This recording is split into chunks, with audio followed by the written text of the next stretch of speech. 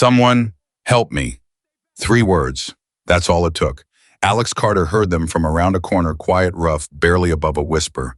And something inside his chest stopped moving. 6 men, one bleeding biker on the ground, a metal pipe catching the afternoon light. Every rational thought in Alex's brain screamed, walk away. He walked forward instead, walked. And in the next 8 seconds, a 24-year-old mechanic who had never thrown a punch in anger made 6 grown men understand what a terrible mistake they had just made. If this story moves you, hit subscribe right now. Drop the name of your city in the comments so I can see how far this story has traveled, and stay with me until the very end. You will not regret it. The afternoon heat in Phoenix, Arizona, in the middle of July is not something you describe to people. You survive it or you don't. The sun doesn't bake you, it presses on you like a hand flat against your back, reminding you constantly that you are small and the desert is enormous. And it was here long before you arrived, and it will be here long after you leave. Alex Carter walked through that heat like a man who had made peace with discomfort a long time ago. He was 24 years old, blonde hair cut short and practical, blue eyes that most people mistook for soft until they looked a little longer and realized there was something quiet and watchful behind them. The eyes of someone who had learned to read a room before speaking in it. He was built lean, not large, the kind of body that came from actual work rather than a gym, shoulders that knew how to carry things, hands that knew how to fix them. He was not a fighter. That point cannot be stressed enough, because what happened that afternoon will make some people assume he was. He was not. He had never trained in any martial art. He had never boxed, never wrestled, never competed in anything more physically aggressive than a high school arm wrestling contest. He lost by a wide margin. He avoided confrontation the way a sensible man avoids a gas leak, not out of fear, but out of the simple, practical understanding that some situations have no good outcome, and the smartest move is to not be in them. I was cutting through the back lot behind the old Riverside Auto Warehouse on Camelback Road because it saved him 7 minutes on his walk home. 7 minutes mattered to Alex Carter in those days. He had a pot of soup on low heat for his father's dinner, a motorcycle carburetor he needed to finish by morning, and approximately $11 in his checking account until the following Thursday. 7 minutes was not nothing. He heard the motorcycle engine, first that low, powerful rumble that Alex recognized the way a piano player recognizes a chord instantly and without thought. Then he heard the shouting. Then he heard something that made the shouting seem very far away, a motorcycle falling. That sound, metal in weight and expense hitting pavement, had a particular quality that any mechanic felt in their teeth. Alex turned the corner without deciding to. His feet moved before his brain authorized the movement. What he saw arranged itself in his mind in pieces the way a scene does when it is too large and too wrong to absorb all at once. A man on the ground, black leather vest, gray beard, one hand pressed against his side ribs, clearly damaged. A pool of dark grease and something else, blood, a thin line of it running from a cut above his eyebrow down the side of his weathered face. 6 men standing around him. Not in a circle exactly, more like a loose arrangement of predators who had learned they didn't need to rush. They had the numbers. They had the space. The nearest building was 300 yards away, and the lot was screened from the road by a collapsed chain link fence and 12 feet of overgrown juniper.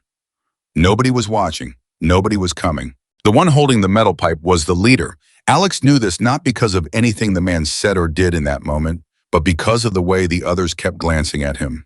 Small, quick looks, the behavioral equivalent of checking a compass. He was broad-shouldered, maybe 35, wearing a sleeveless shirt that showed arms covered in tattoos that looked less like art and more like records of bad decisions. His name, Alex would later learn, was Derek Vaughn. That name would mean something to people in certain circles around Phoenix. It did not mean anything to Alex then. It did not need to. What Alex saw was simple. What Alex understood was simple. 6 against 1. One of the 6 had a weapon. The one on the ground was older, bleeding, and trying very hard to hold his composure against what had to be significant pain. "Give us the keys," Derek said, voice carrying that particular flat quality of someone who has made this kind of demand before someone for whom cruelty had become routine. "And maybe you walk away." The man on the ground, William, so Alex didn't know that yet, looked up at Derek with an expression that was not fear. It was something older and more tired than fear. It was the expression of a man who had faced frightening things in his life and had stopped being frightened of them and found it insulting that the world kept sending them anyway. I walked away from worse than you, William said. His voice was rough, each word costing him something against the pain in his ribs. When you were still in grade school. Derek smiled. It was not a pleasant smile. Old man, he said, that was then. Otiyosh of the other five younger nervous. The one who would break first in any real situation laughed. It was the laugh of someone who needed to prove to the others that he wasn't scared. It echoed off the warehouse wall and sounded hollow and thin. William closed his eyes for one moment. When he opened them, he looked around the lot. Not for escape. He was past that 3 cracked ribs don't let you run. He looked the way a man looks when he is making an accounting of his situation and arriving at a number he doesn't like. He looked at the fence, the road beyond it, the empty lot stretching in every direction. And then he said it, not loudly, not desperately, almost quietly. Someone, help me. Alex heard it from 40 feet away. He stopped walking.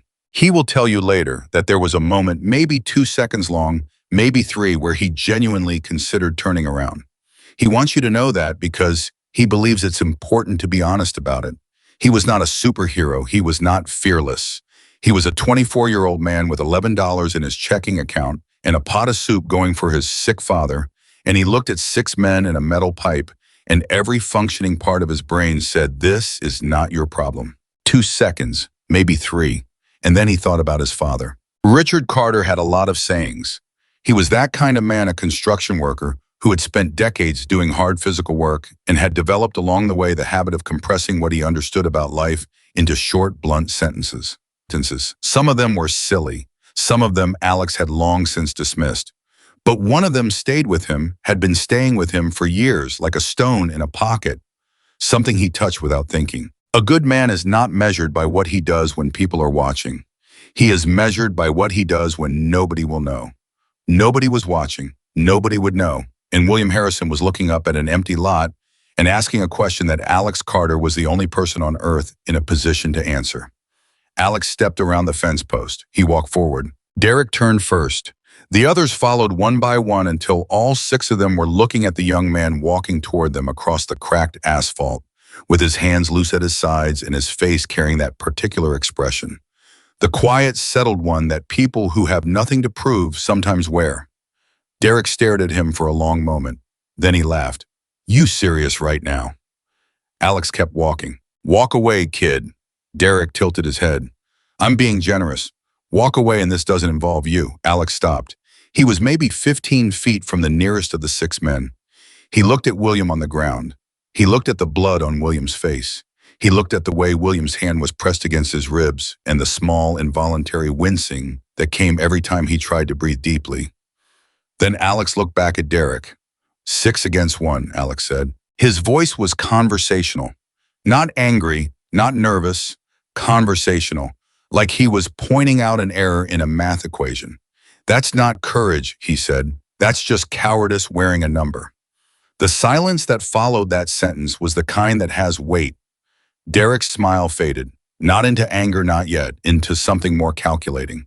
He turned his head slightly and looked at his 5 associates, and in that look was a question. Is this kid genuinely serious right now? The youngest of the group, the nervous one, stepped forward first. You got a death wish, man. Alex didn't answer him. He had already made the decision that mattered. All the other decisions were just details. Can you stand? Alex said to William on the ground. William looked up at him. There was something new in his expression now. Not quite hope. William Harrison was too old and had lived through too much to feel hope in a situation like this. But something adjacent to it, something like recognition, like he was looking at something he had not seen in a very long time. My ribs are cracked, William said quietly. 3 of them probably. I can't. Stay down then, Alex said. Stay down and keep your head protected. Kid Bar, William said.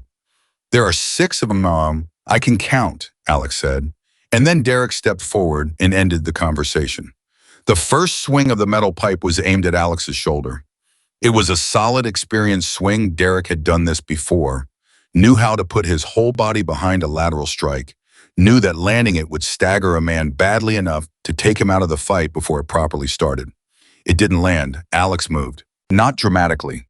Not the way fights look in the movies where a protagonist rolls and spins and makes every evasion look choreographed and intentional. Alex moved the way a man moves who has spent years working around heavy equipment that swings and shifts and drops without warning, quick, short, economical.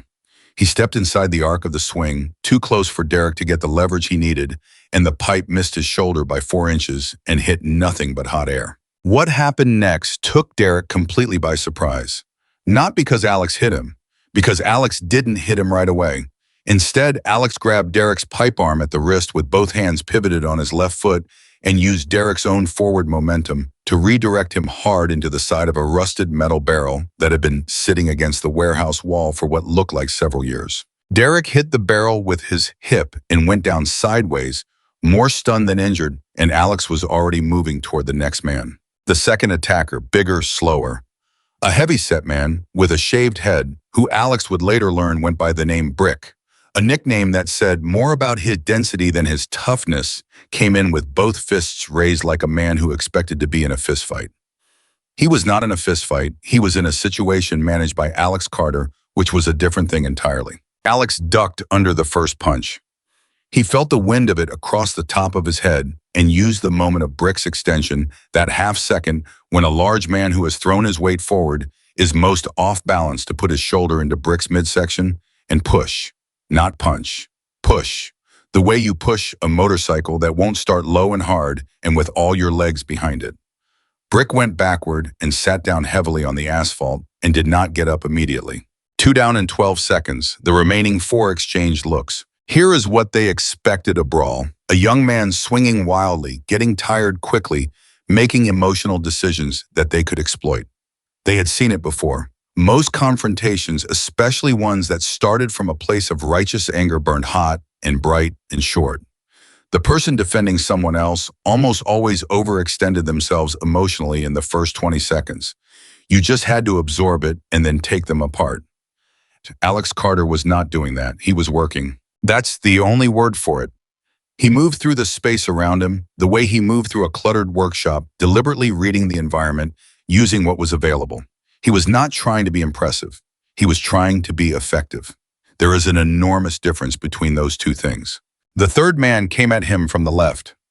Alex caught a length of rusted chain that had been coiled around one of the barrel posts, reached for it without looking, the way a mechanic reaches for a wrench from muscle memory, and swung it in a short, sharp arc that caught the third man across the forearm, hard enough to make him cry out and pull back. Not to incapacitate, to create distance, to buy time. The fourth and fifth came together, which was smart. Coordinated aggression is harder to manage than individual attacks. Alex knew this. He backed up 3 steps, deliberately keeping a broken wooden pallet between himself and them, forcing them to come around it, buying himself a quarter second of separation that he used to grab the pallet and swing it sideways. It was not an elegant weapon. It worked. The pallet caught both men across their arms and chests and stopped their forward momentum completely, and in the half second of confusion that followed, Alex was past them, had repositioned himself between the group and William on the ground, and was breathing hard, but controlled, managing it, keeping it. Derek had gotten back to his feet. He was angry now, not the performing anger of someone trying to intimidate, but genuine personal anger. The kind that comes from being embarrassed. "There are 6 of us," he said. "There were," Alex answered. Derek looked around. Brick was still sitting on the ground. The third man was holding his arm and doing a slow calculation about how much he wanted to be here. The fourth and fifth were upright but uncertain. The sixth, the youngest one, was still where he had been the entire time, slightly behind the others, body angled toward the gap in the fence, doing the arithmetic on how quickly he could be somewhere else. "This isn't over," Derek said. "Come back then," Alex said quietly. Derek stared at him.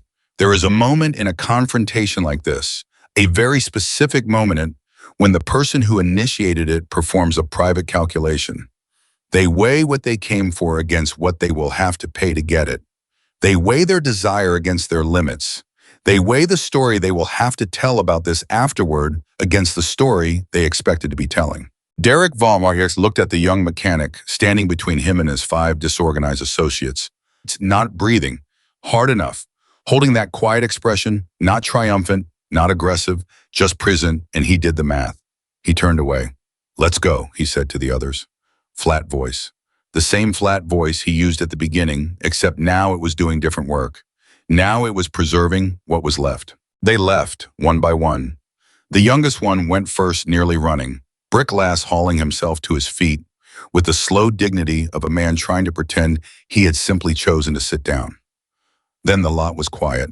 Alex stood there for a moment alone in the middle of the cracked asphalt, and he became aware all at once of several things simultaneously. His shoulder was throbbing somewhere in the sequence of events. He had taken a hit he hadn't fully registered, and now it was registering with interest. His hands were shaking. Not visibly, but internally, that deep molecular vibration that comes after the body has flooded itself with adrenaline and is now trying to drain it. His knees felt loose and unreliable, the mechanical equivalent of a bolt that's been over-tightened and stripped. He turned around. William Harrison was looking up at him from the ground. Neither of them spoke for a moment. Alex walked over slowly and crouched down. He looked at the cut above William's eye. He looked at the way William was holding his ribs. He looked at the dried blood and the torn leather and the gray beard and the face of a man who had been through more than Alex could probably imagine. "Can I help you up?" Alex asked. "In a minute," William said. His voice was different now. Quieter. Not weaker, deeper, actually. Like something had shifted in his chest that wasn't about the cracked ribs. "You hurt bad?" Alex asked. "I've been hurt worse." Alex nodded. He sat down on the asphalt beside him, not politely, not carefully, just sat down. The way you sit down when your legs decide they are done standing and you accept that.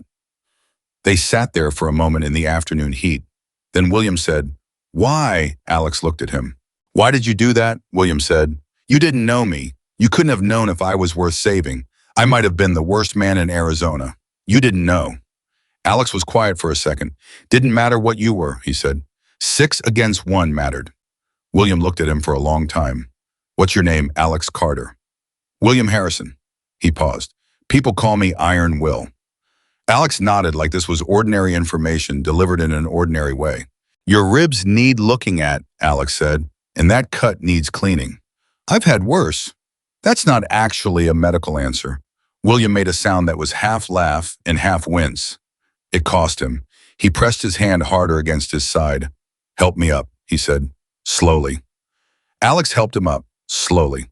When William was standing, carefully favoring his left side each breath, a controlled, conscious decision, he looked at his motorcycle on the ground. Something crossed his face. Not grief exactly, something more complicated. The motorcycle was damaged, mirror broken, tank scuffed, one of the custom saddlebags torn. It was still beautiful. Even on the ground in the ruined afternoon, it was one of the most extraordinary machines Alex had ever seen up close, and Alex had been around motorcycles his entire adult life. "That's a custom build," Alex said quietly. 40 years of it, William said. "Every piece." Alex crouched down beside the bike without asking permission and looked at it carefully, the way he looked at everything. Mechanical, attentively, respectfully, like it deserved to be understood rather than simply assessed. "The engine is fine," he said. "Frame looks intact. The damage is cosmetic. She'll ride." William looked at him. "You know bikes." "I'm a mechanic." "Well," Alex paused. "I fix motorcycles mostly. Small shop on Van Buren." William was quiet. "Help me get her upright," he said. Together slowly, they lifted the motorcycle from the ground. Alex bore most of the weight, positioning himself where the leverage was working with the machine, the way you work with something valuable, carefully, not forcing anything. When the motorcycle was standing again, William put one hand on the tank and steadied himself against it. He reached into his vest pocket, pulled out a black bandana, turned to Alex, and without asking, wrapped it around Alex's forearm, where a long scrape Alex hadn't noticed was bleeding steadily. Alex looked down at it, surprised. "You were bleeding," William said simply. Alex hadn't known. "Thank you," he said. William tied it off. His hands were steadier than they had any right to be for a man with cracked ribs who had just spent 15 minutes on the ground. Alex noted this without commenting on it. "You have no idea who you just saved," William said. Alex looked at him. "Does it matter?" William Harrison stood in the afternoon heat with his hand on his motorcycle and his ribs cracked and his face still bleeding, and he looked at this young mechanic with the quiet eyes and the shaking hands and the $11 checking account. Though, of course, he knew none of those details yet, couldn't have known them, and something in William's face changed. Not softened exactly, opened, like a door that had been closed for a very long time, had moved just slightly, just enough to let light come through the edge. "It'll matter," William said quietly, "before this is done." Alex looked at the black bandana on his arm. He didn't know yet what those words meant. He didn't know yet who William Harrison was, what world William Harrison moved through, what a phone call from William Harrison could set in motion. I didn't know that by the next morning a message would begin moving through channels he had never heard of, reaching people he had never met, traveling like current through a wire across 5 states. He didn't know that the following day, while he was standing in his small garage on Van Buren Street, reassembling a carburetor with hands that still remembered the shape of the afternoon, before he would hear something outside that would stop him cold. An engine, then another, then more than he could count. Alex Carter walked home that afternoon the same way he had walked every other afternoon. Head down, hands in pockets, thinking about his father's soup, thinking about the carburetor, thinking about $11 and Thursday. He touched the black bandana on his arm once without thinking. And he didn't know, couldn't have known, had no way of knowing that those 8 seconds in a cracked asphalt lot in Phoenix, Arizona on a summer afternoon had just changed everything. Not just for him, for everyone who knew his name, and for some people who would only learn it tomorrow. Alex Carter did not sleep that night, not because of the pain in his shoulder, though the pain was real, a deep grinding ache that announced itself every time he shifted position, every time he reached for something, every time he forgot about it for 30 seconds and then remembered. Not because of the adrenaline still draining out of his system in long, slow waves that made his legs restless and his thoughts circular. Not even because of the image that kept returning to him unbidden of Derek Vaughn's face in the moment before he turned away, that flat, recalculating look that Alex had learned in the years since to recognize as the look of a man who was not finished, only postponed. I didn't sleep because he kept thinking about what William Harrison had said. "You have no idea who you just saved." That sentence had a weight to it that Alex couldn't put down. He turned it over in his mind the way he turned a part over in his hands when he couldn't identify it, examining it from different angles, looking for the shape of what it meant. He told himself it didn't matter. He believed this when he said it in the parking lot. He believed it a little less at 2 in the morning, lying on his back on a mattress that had seen better decades, staring at a water stain on the ceiling, with the black bandana on the nightstand beside him, and 6 cracked ribs worth of mystery sitting in the back of his mind like an engine sound he couldn't identify. Who was William Harrison? He almost looked it up. He had his phone in his hand at 2:17 a.m., thumb hovering over the search bar. Then he put it back down. He wasn't sure why, exactly. Some combination of exhaustion and a private belief that the answer would either be nothing, in which case the night's events were simply what they appeared to be, a good thing done quietly, or something large, in which case he would find out in due time whether he wanted to or not. He put the phone down. He closed his eyes. I thought about his father. Richard Carter was asleep in the next room. Alex could hear him, the particular rhythm of his breathing that had changed after the heart surgery, slightly slower, slightly more deliberate, as if even in sleep, Richard's body was now being careful with itself. Alex had gotten used to listening for that sound. In the early weeks after Richard came home from the hospital, Alex had slept with the door between their rooms open, waking at every variation in that rhythm, reaching for his phone to call 911 twice before realizing it was nothing. He still kept the door cracked. He listened to his father breathe. He thought I did the right thing today. He thought I hope Derek Vaughn doesn't know where I work. He thought those ribs on that old man. He thought I did the right thing. And eventually, without deciding to, he slept. He was at the shop by 6:45 the next morning. The garage on Van Buren Street was not much to look at. It had been a Texaco station in a previous life and still had the ghost of that identity. In the layout, 3 service bays, a small office with a window that faced the street, a parts room in the back that smelled permanently of oil and rubber, and the particular dusty metal smell of old inventory.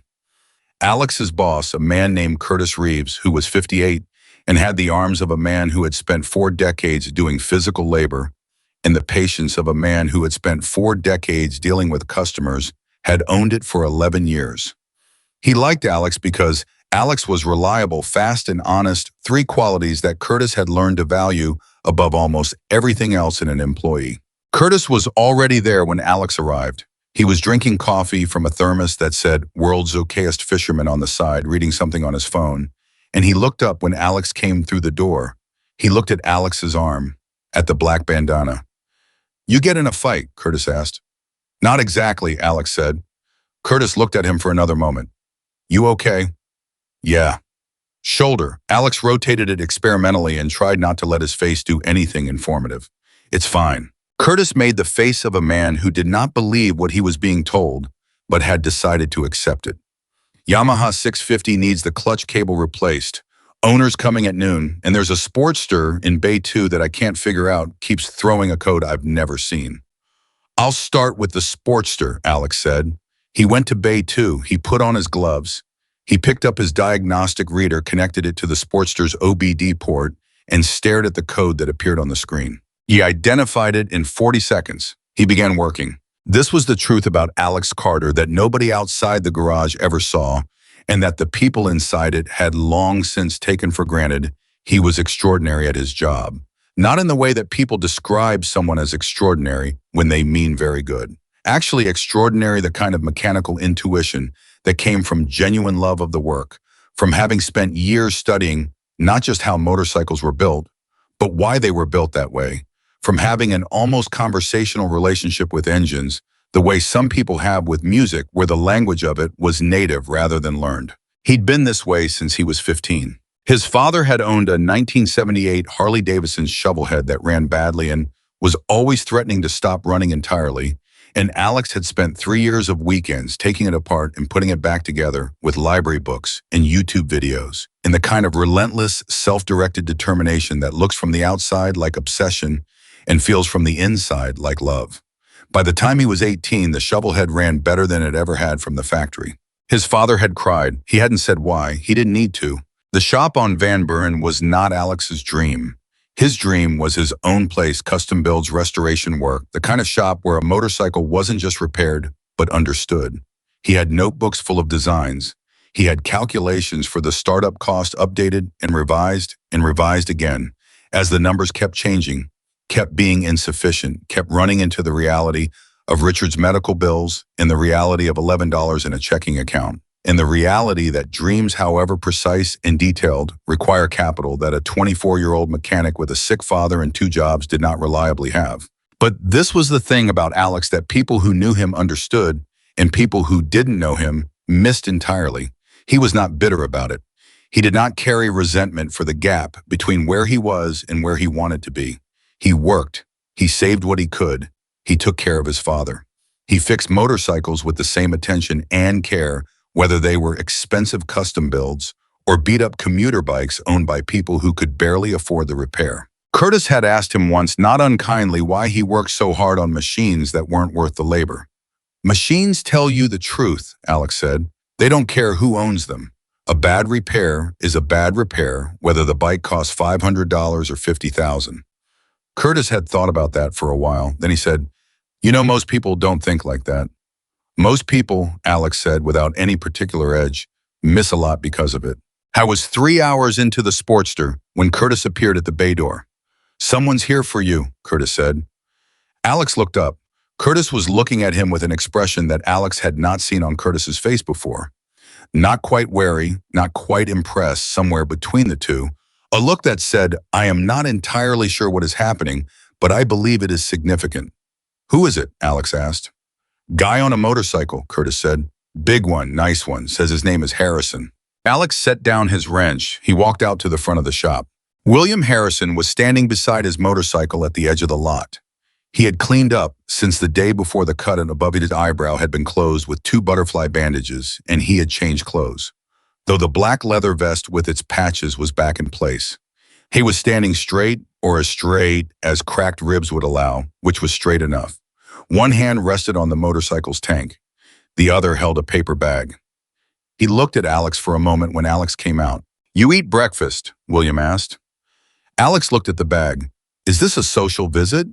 "It's a practical one," William said. "I have something to say to you. It takes longer than a parking lot." They sat on the curb outside the shop with the paper bag between them. William had brought biscuits from a place called Maze on 7th, which were the best biscuits in Phoenix by a margin that was not close, and 2 coffees in paper cups. Alex ate because he had skipped breakfast, as he often did when the morning started early and busy, And he drank the coffee and waited. William ate slowly, each movement deliberate, each breath managed against the ribs. I'm going to tell you something, William said, that I want you to hear completely before you react to any part of it. Alex looked at him. Okay. My name is William Harrison, William said. People who know me call me Iron Will. I've been a member of the Hells Angels Motorcycle Club for 38 years. I am not a chapter president. I am not a national officer. But I am a man that people in this organization listen to because I have been around long enough and done enough that my word carries weight. He paused. He looked at his coffee cup. What happened yesterday was not random.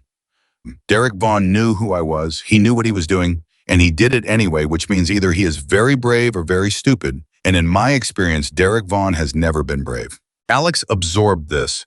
He was trying to take something from you. The motorcycle. The motorcycle, William confirmed, and a message, to show that a man like me could be taken down in a back lot by 6 men with a pipe if he was alone and old enough. He looked at Alex. There are people who would pay well for that message to be delivered. People who don't like you. People who are afraid of what I represent. He paused, which is a different thing. Fear doesn't always look like respect, but it operates the same way. Alex thought about this. And me stepping in ruined the message, William said simply, and created a new one. The morning traffic was moving on Van Buren behind them. A truck went by, a car with its radio up. The ordinary sounds of an ordinary Phoenix morning.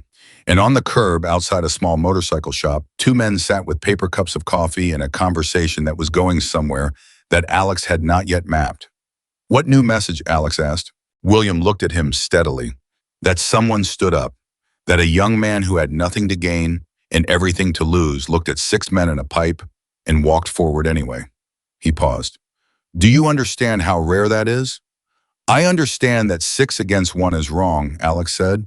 Yes, William said. You do. A lot of people understand that in the abstract.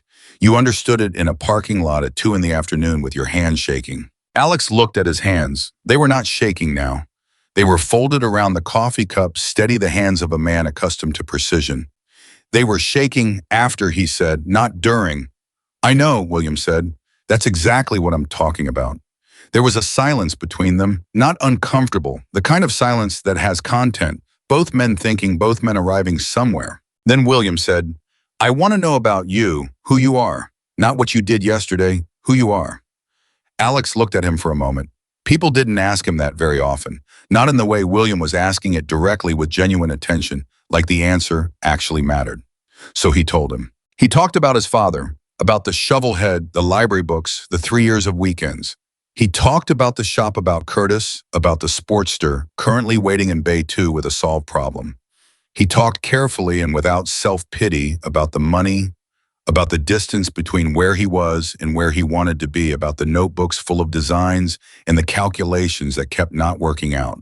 He talked about the dream that was specific and detailed and real, and perpetually just beyond the point where real became possible. William listened to all of it. He did not interrupt. He did not offer solutions in the middle. He listened the way a man listens when he is actually hearing something rather than waiting for his turn to speak. When Alex finished, William was quiet for a moment. Then he said, How old are you? 24. What do you know about custom builds, not theory? Hands-on. Alex thought about it honestly the way he thought about mechanical problems. Not to impress, but to be accurate.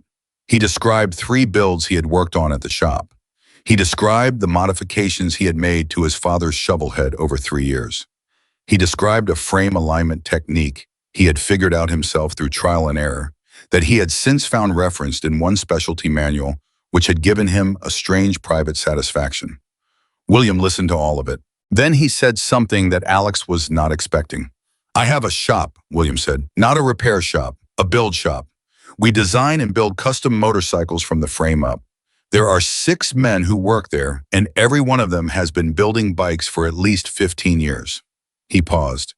I have been looking for someone to apprentice with us for 2 years. I have interviewed 11 people. None of them were right. Alex looked at him. He did not say anything. He understood from the shape of the sentence that he was supposed to wait. I am not offering you this because of yesterday, William said. I want you to hear that clearly because I can see that you are a man who will not accept something that feels like charity and I am not interested in charity, and I don't offer it. He looked at Alex directly. I am offering you this because in 38 years of being around motorcycles and the people who build them, I have learned to recognize something in the way a person talks about a machine. The way you describe that shovel head, the frame alignment. He paused. You are not a mechanic who dreams of building.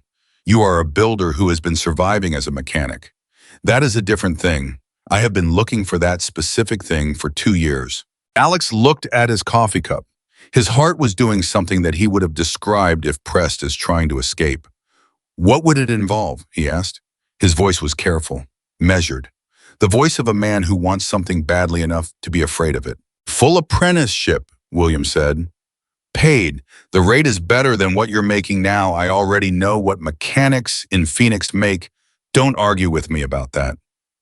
You work alongside builders who know things you don't know yet. You learn. You contribute. After 12 months, we evaluate and decide together what comes next. My father, Alex started. Bring him, William said. I'm not asking you to leave your life. I'm asking you to start the one you've been building toward. Alex stared at the pavement in front of him for a long moment. Why are you doing this? He asked. Not suspiciously, genuinely. William took a breath, careful managed. Because 35 years ago, I was sitting in a parking lot in Albuquerque, New Mexico with a broken down bike and no money and a dream that I couldn't see a path to. And a man I had never met stopped and spent 3 hours helping me get that bike running. He paused. I asked him why, and he said almost exactly what you said to me yesterday, that it was wrong to walk past someone who needed help. He looked at Alex. I have been looking for a way to pass that forward for a long time. Yesterday you showed me where it was supposed to go. Alex did not say anything for a while. The traffic moved on Van Buren. Curtis appeared in the shop doorway behind them, looked at the two of them on the curb and silently withdrew. The Sportster waited in Bay 2. The carburetor parts were still laid out on the work table. The morning was already most of the way through itself. I need to think about it, Alex said. Of course, William said. And I need to tell my father. Of course. And Alex stopped. He looked at William. I'm not going to say yes today. I'm not asking you to, William said. He reached into his vest pocket and put a card on the pavement between them. Plain white card, a phone number, a name, nothing else. When you're ready. He stood up slowly, carefully, the ribs making themselves known again, and he picked up his coffee cup and the paper bag, walked to his motorcycle, and looked back once at Alex still sitting on the curb. Carter, he said. Alex looked up. Whatever you decide, thank you. For yesterday. He said it simply without performance. Not as iron will, as William Harrison, a man who was on the ground and might have stayed there.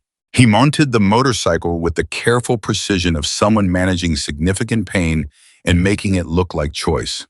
The engine started that magnificent, deep rumble that Alex registered in his chest rather than just his ears.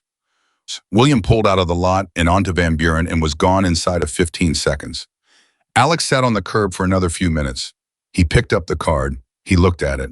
Then he put it in his shirt pocket next to his chest where he could feel it against his ribs with every breath. He went back inside to finish the Sportster. Curtis was waiting by the bay door. Everything okay? Yeah, Alex said. Who was that? Alex thought about how to answer that. Someone I helped out yesterday. Curtis looked at him for a moment. What kind of help? The kind that apparently mattered more than I realized, Alex said. Curtis nodded slowly in the way of a man who has decided that he doesn't have all the information and that this is acceptable. Sportster's waiting, he said. I know. He went back to the Sportster. He picked up his wrench. He worked. And the whole time he worked through the rest of the morning and into the afternoon, he was aware of the card against his ribs. A small rectangle of weight that represented something he did not have the language for yet, something between a door opening and a door that had always been there, but that he had not previously known to look for. At 4:30, he called his father. How was your day? Richard asked. The voice that Alex had grown up listening to deeper and slower than it used to be since the surgery, but still recognizably his father's voice, still carrying that particular quality of a man who said more in 4 words than most people said in 40. Interesting, Alex said. I need to tell you something tonight.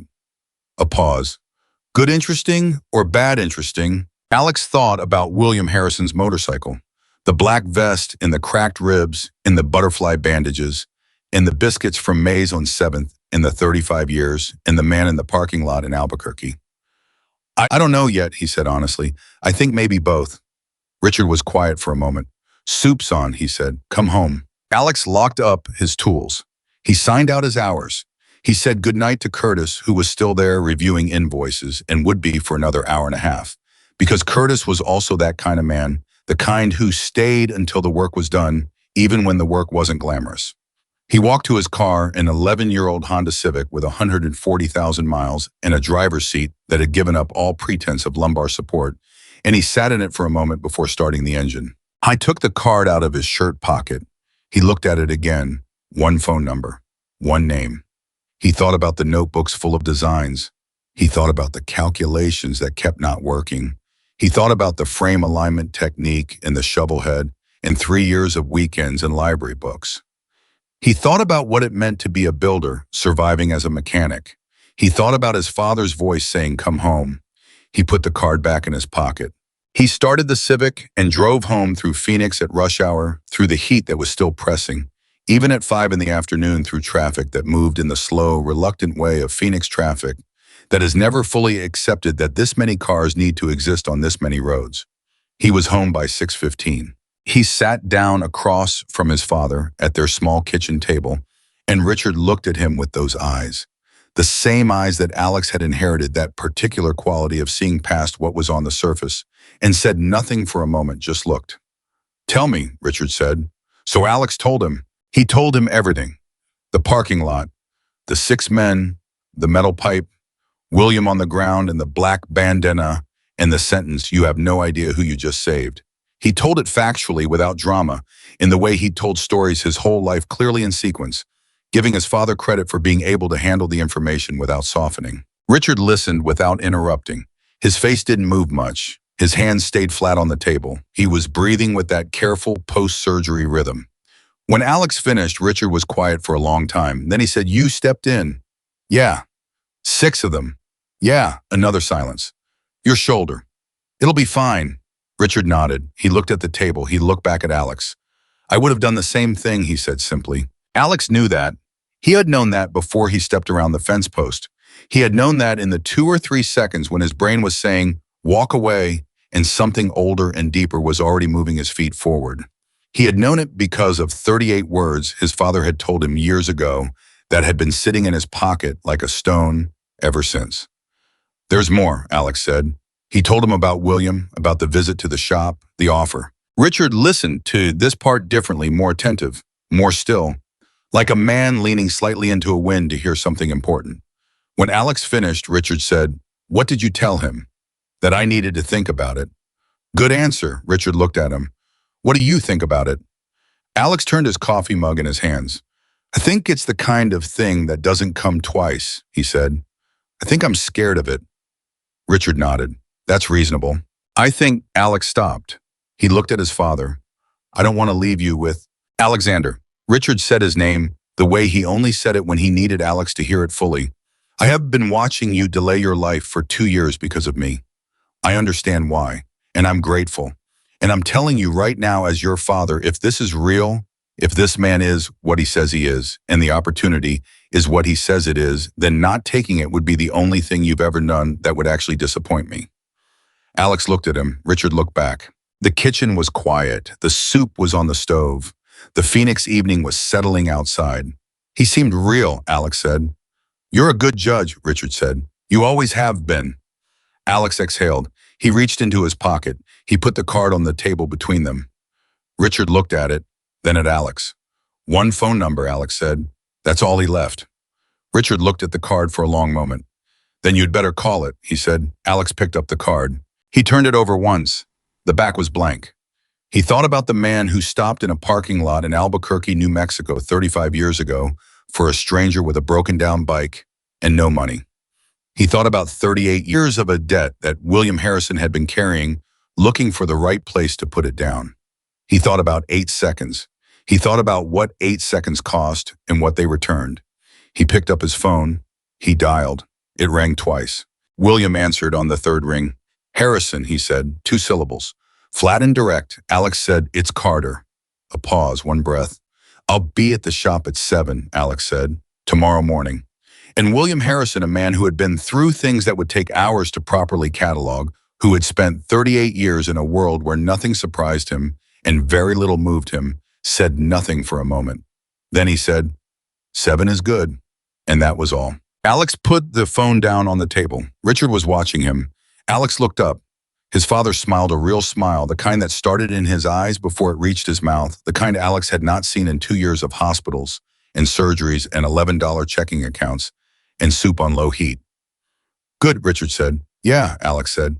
I didn't know yet, couldn't know, had no way of knowing that by the time he arrived at William Harrison's shop at 7 the next morning, something else would already be in motion. Something that had started the night before, moving through channels and networks and phone calls spreading outward from a parking lot on Camelback Road, like a current through a wire.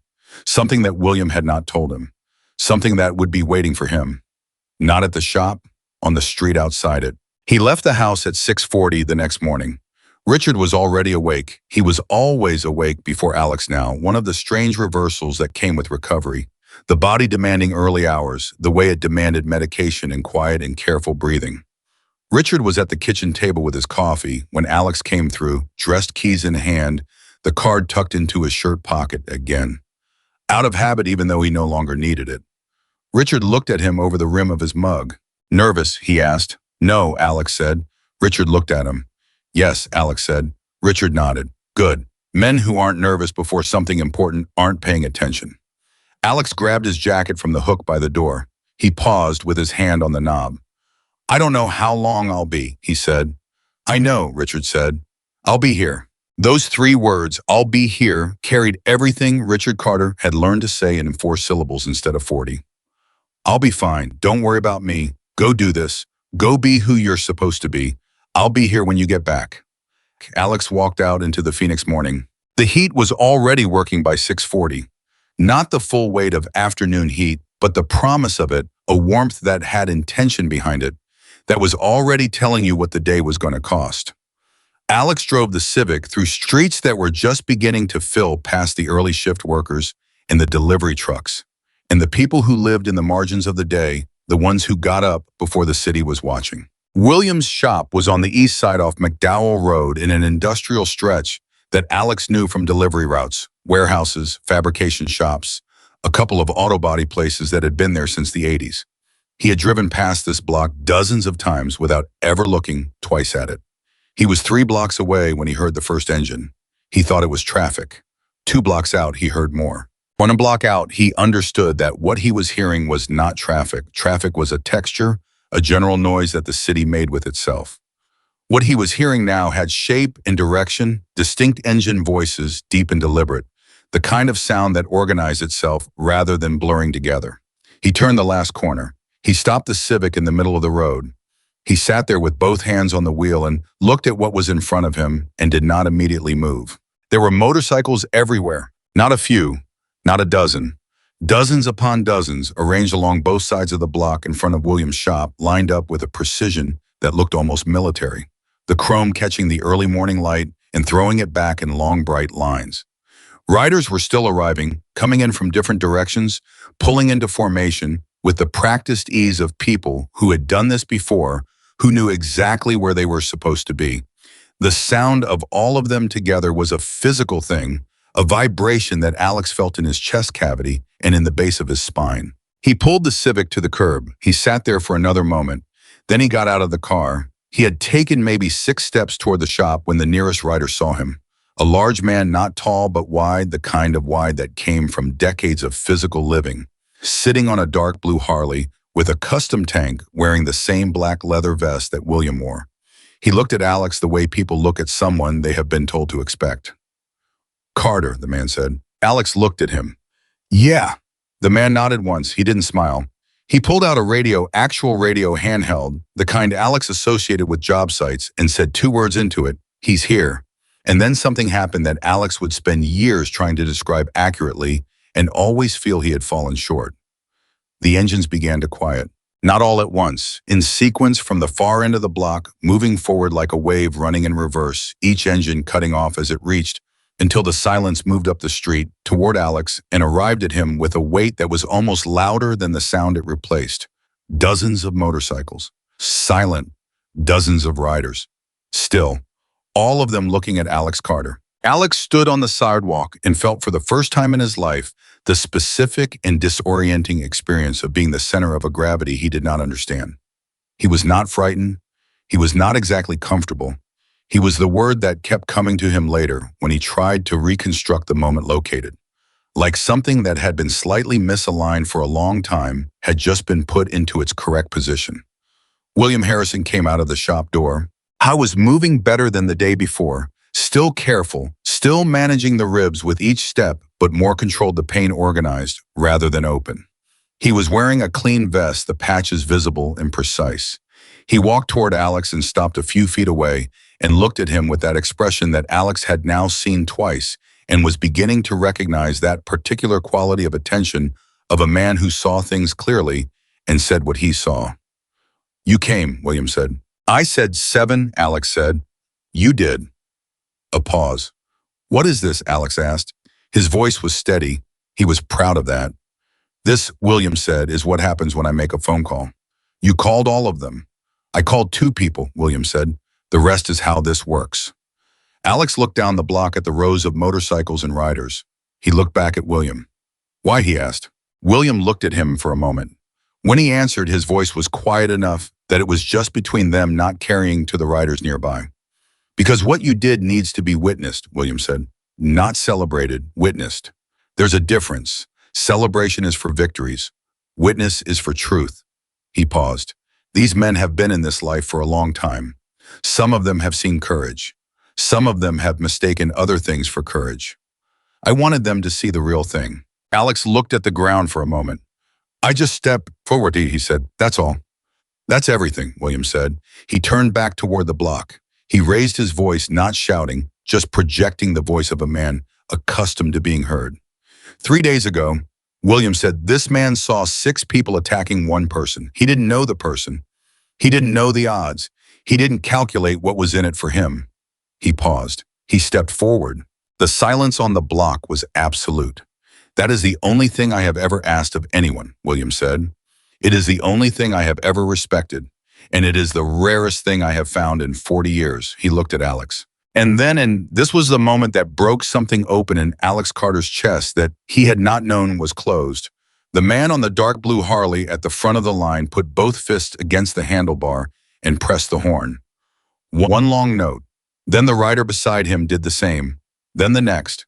Then the next. It moved down the block like the silence had moved in sequence, one voice joining the next until the entire street was filled with sound. Again, not engine sound this time, but horns, dozens of horns, a single long collective note that lasted maybe 10 seconds and then cut off as cleanly as it had started by some signal. Alex couldn't identify, leaving silence again. Alex stood on the sidewalk with his jaw set and his eyes doing something he would have preferred they didn't do. He pressed his thumb and forefinger against the bridge of his nose. He breathed. William watched him. He said nothing. He understood from long experience that some moments needed to be felt completely before they were spoken about, and that speaking too quickly was a way of cutting them short. After a moment, Alex lowered his hand. Okay, he said. His voice was rough but steady. William almost smiled. Okay. I'm ready to see the shop, Alex said. And now William did smile. Come on, then. The shop was extraordinary. Alex understood this the moment he walked through the door, not from what he saw, but from what he felt. The quality of a workspace tells you everything about the people who inhabit it. A garage where work is done carelessly feels careless. A garage where work is done with love feels like something else entirely. It has a specific atmosphere, a sense of accumulated intention, of thousands of hours of serious effort, crystallized into the arrangement of tools and the condition of surfaces and the way the light falls on things. William's shop felt like a church that happened to contain motorcycles. There were 6 men inside, and each of them looked up when Alex and William walked in. They looked at Alex the way mechanics look at other mechanics, evaluating, but not unkindly, the professional assessment of people who have a specific and demanding standard and want to know quickly whether someone meets it or not. William introduced them by name and specialty. There was Marcus, 54, who had been building custom frames for 30 years and had hands that looked like they had been carved from something harder than skin. There was Denny, 47, paint and finish work, who was standing at a workbench with a brush in one hand and the expression of a man who had been interrupted mid-sentence. There was Pete, the youngest at 38, who handled the electrical systems and looked at Alex with the frank curiosity of someone who had decided to reserve judgment until he had more information. Two others, Sal and Garrett, were at the far end, working on what appeared to be a frame in progress. And they looked up briefly and then back down, which Alex respected. There was work to be done, and looking up had a cost. The sixth man was different. He was older than William, if anything, mid-70s perhaps, with white hair cut close to his head and a face that had been exposed to decades of sun and wind and the particular aging that comes from a life spent mostly outdoors. He was sitting on a stool in the corner, not working on anything, just watching. His name was Thomas. William introduced him last, and when he did, something in his voice changed, not much but enough that Alex noticed.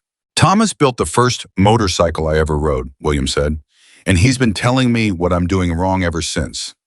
Thomas looked at Alex with eyes that were sharp and clear and entirely unhurried. "Show me your hands," Thomas said. It was not a request. It was not aggressive. It was simply a direct sentence from a man who was not interested in preamble. Alex held out his hands, palms up, then down.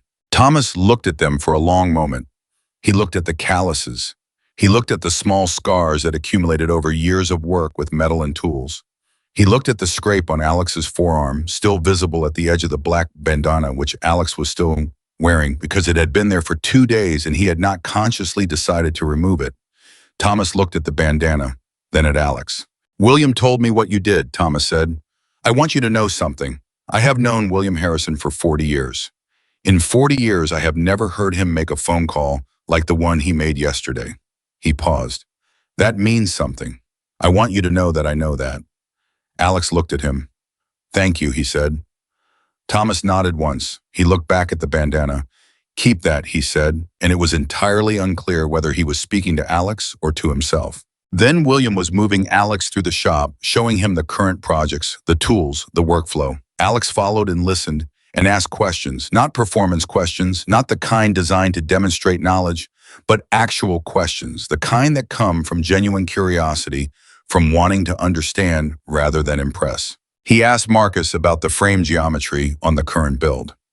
Marcus answered with the brevity of a man who respected a good question enough to give it a real answer, and then asked Alex one back, and within 2 minutes they were in a genuine technical conversation that had nothing to do with the previous 3 days and everything to do with metal and load distribution and the physics of balance. William watched this from across the shop.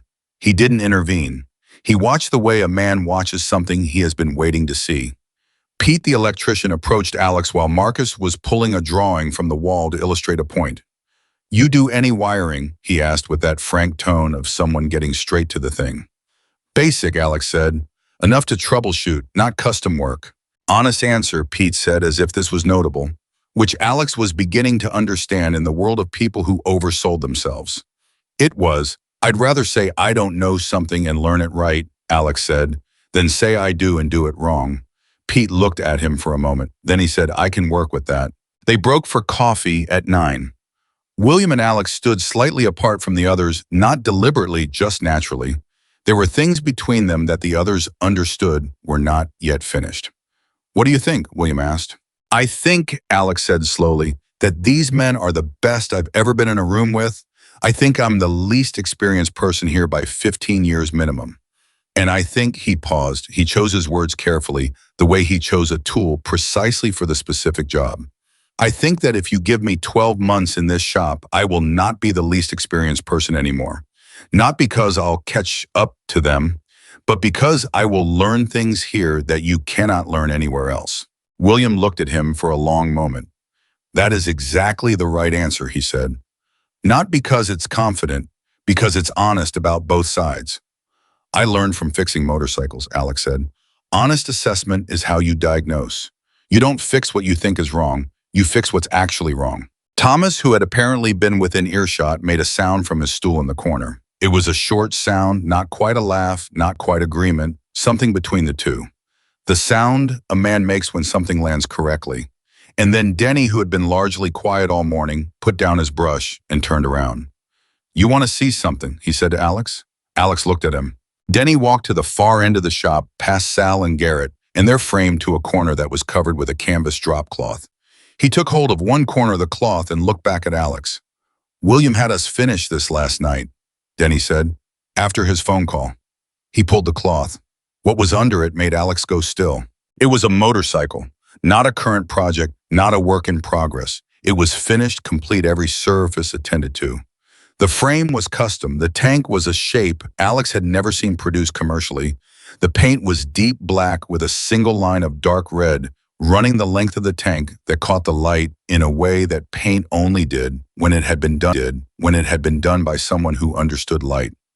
It was without qualification one of the most beautiful machines Alex had ever seen. "What is this?" Alex asked. "That," William said from behind him. Alex hadn't heard him cross the shop, "is what Thomas built for me 35 years ago." A pause. "It's been through a lot. Denny restored it last year. I've been thinking about what to do with it since." Alex looked at the motorcycle. He looked at William. "I'm not giving it to you," William said, and there was something in his voice, a quality between humor and seriousness that required both to work. "I'm showing you what this shop can do. I'm showing you what's possible. I'm showing you what 35 years of being serious about a craft looks like." Thomas spoke from across the shop. "I built that in a rented garage with 4 tools and no money." His voice was dry, factual. "Everything else is just practice." Alex looked at the motorcycle for a long time. He thought about his notebooks, his calculations, his frame alignment technique that he had worked out alone through trial and error in a service bay on Van Buren, and then found in one specialty manual, and felt that strange private satisfaction. He thought about what Thomas had said, "Everything else is just practice." "I want to show you something," Alex said. He reached into the inside pocket of his jacket. He had not planned this, had not thought this morning of bringing the notebook.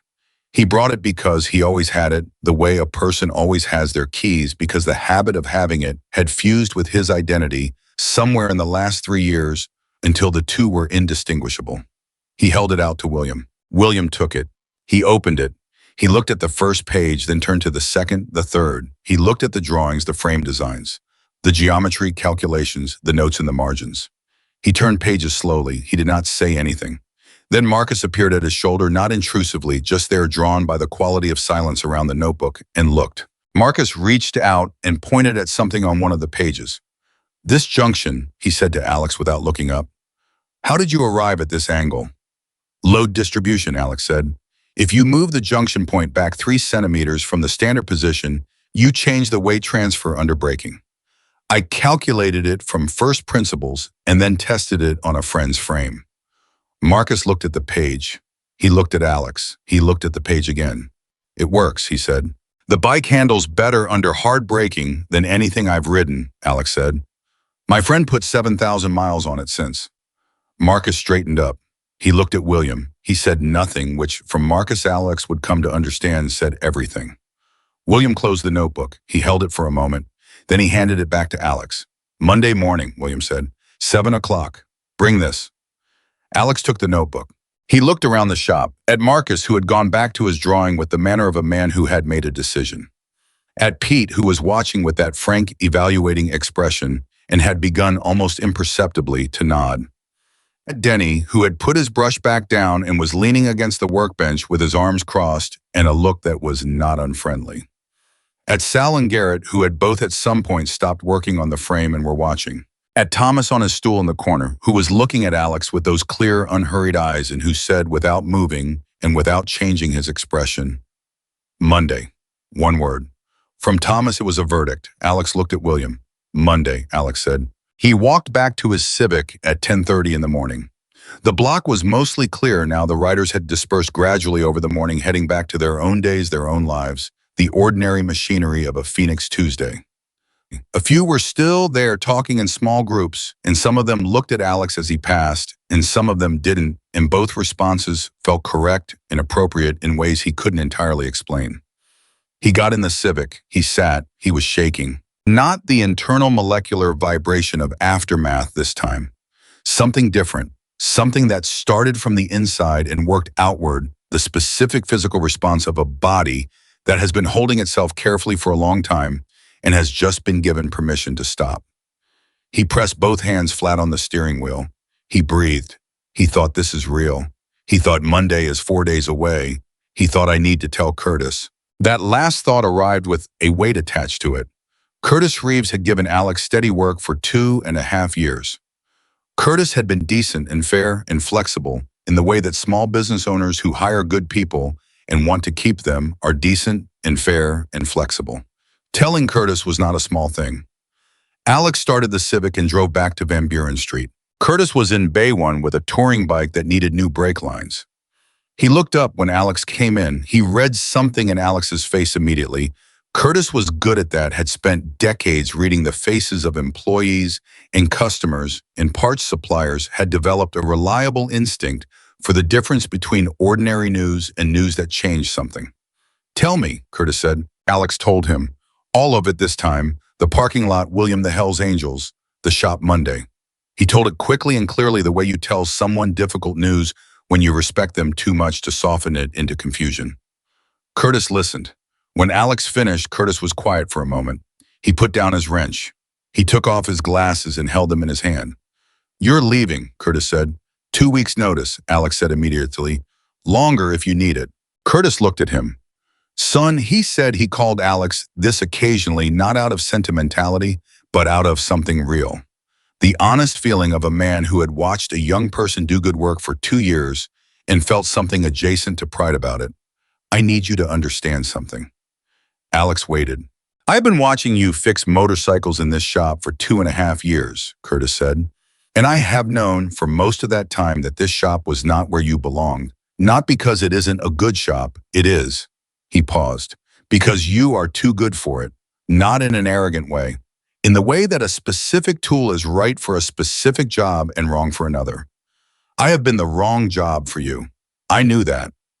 He put his glasses back on. I kept hoping something right would come along. Alex looked at him. This is something right, Curtis asked. I think so, Alex said. Curtis nodded. Then go. He picked his wrench back up. 2 weeks is fine. And if it doesn't work out, which it will, but if it somehow doesn't, there's a bay here with your name on it. Alex stood there for a moment. Thank you, Curtis, he said. Finish the Sportster, Curtis said, and the Yamaha. Do it right. I always do, Alex said. I know, Curtis said. He did not look up from the brake line. That's why I said it. Alex went back to Bay 2. He put on his gloves. He picked up his wrench. And he worked the way he always worked, attentively, completely, with the full weight of his attention on the job in front of him, through the rest of the morning and into the afternoon, doing the work correctly, because the work deserved to be done correctly, regardless of what came next, regardless of Monday, regardless of Thomas saying one word in a shop that felt like a cathedral and meaning everything by it. He was finishing the Sportster at 3:40 when his phone rang. He looked at the screen. Unknown number. He almost let it go to voicemail. He was mid-torque on a bolt, and his hands were occupied, and unknown numbers at 3:40 in the afternoon were almost never anything good. Something made him answer. Carter, he said the way William answered, flat 2 syllables, because he'd heard William do it, and it had lodged itself in him without his permission. The voice on the other end was not William. It was younger, and it was not calm. Is this Alex Carter? The voice said. The Alex Carter from the lot on Camelback Road. Alex went still. Who is this? He said. A pause. Then my name is Ryan Vaughn, Derek's younger brother. The wrench in Alex's hand was very heavy suddenly.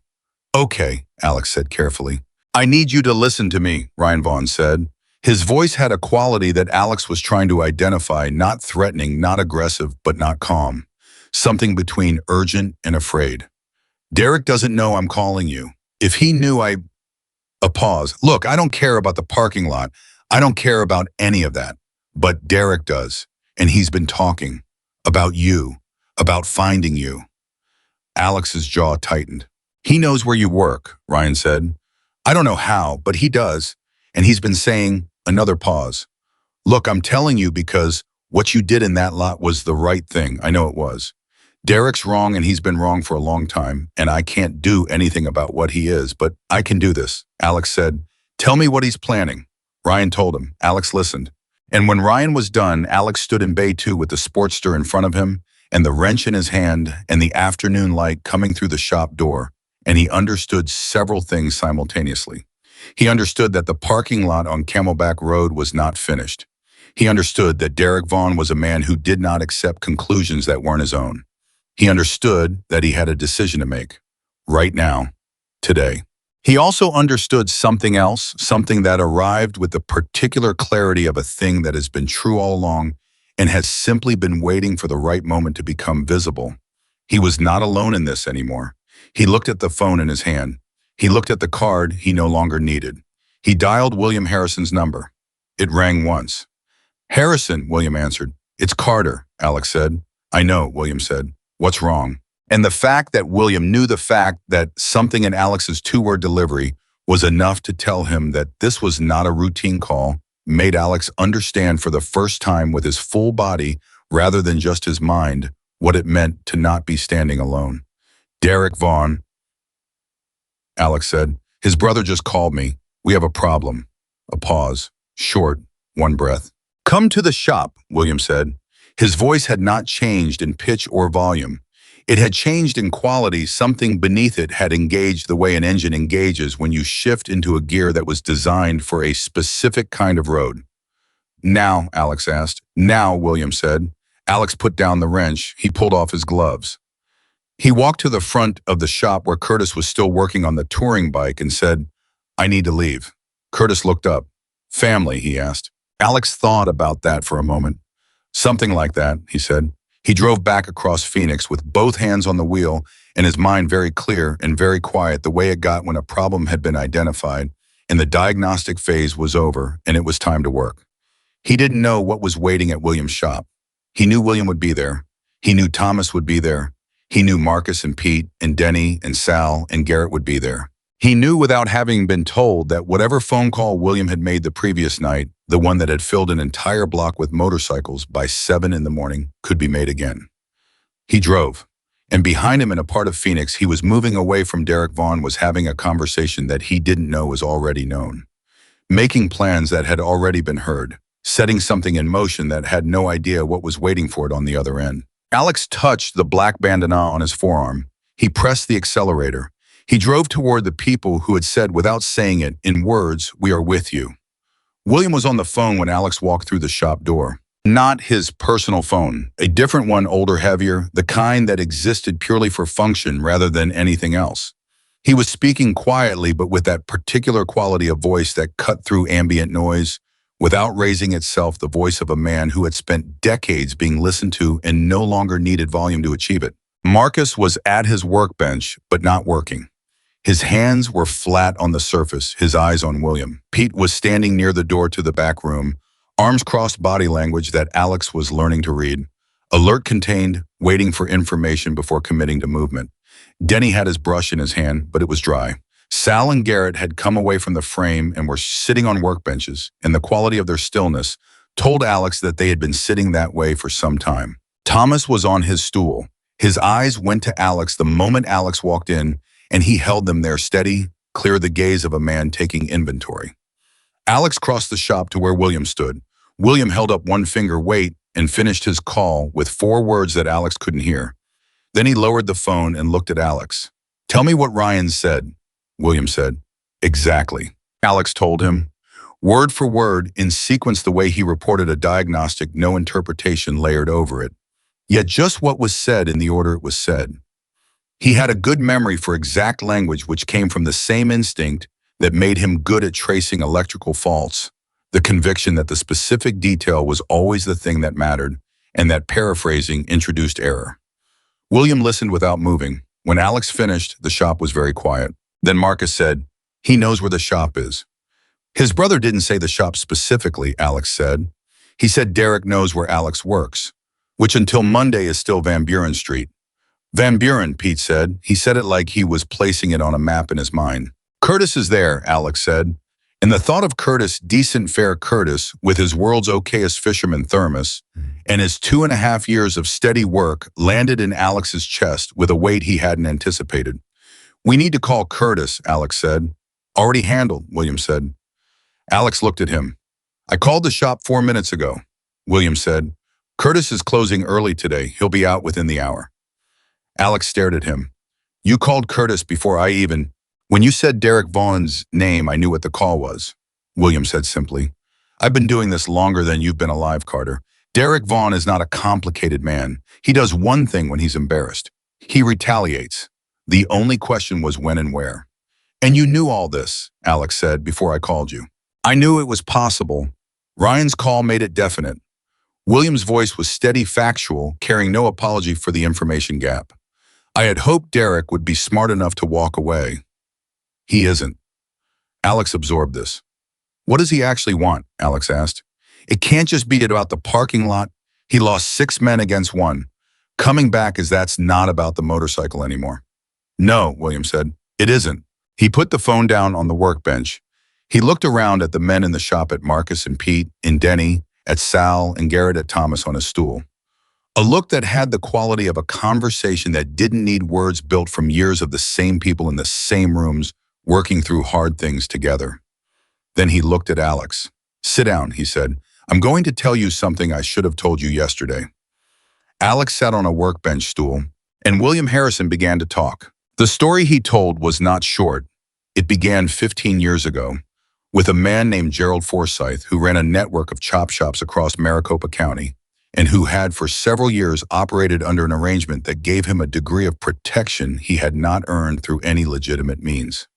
The arrangement ended when William Harrison, then still an active and central figure in the regional Hells Angels chapter, decided that protection of that kind was not something he was willing to provide to Gerald Forsyth for reasons that William stated plainly and without drama.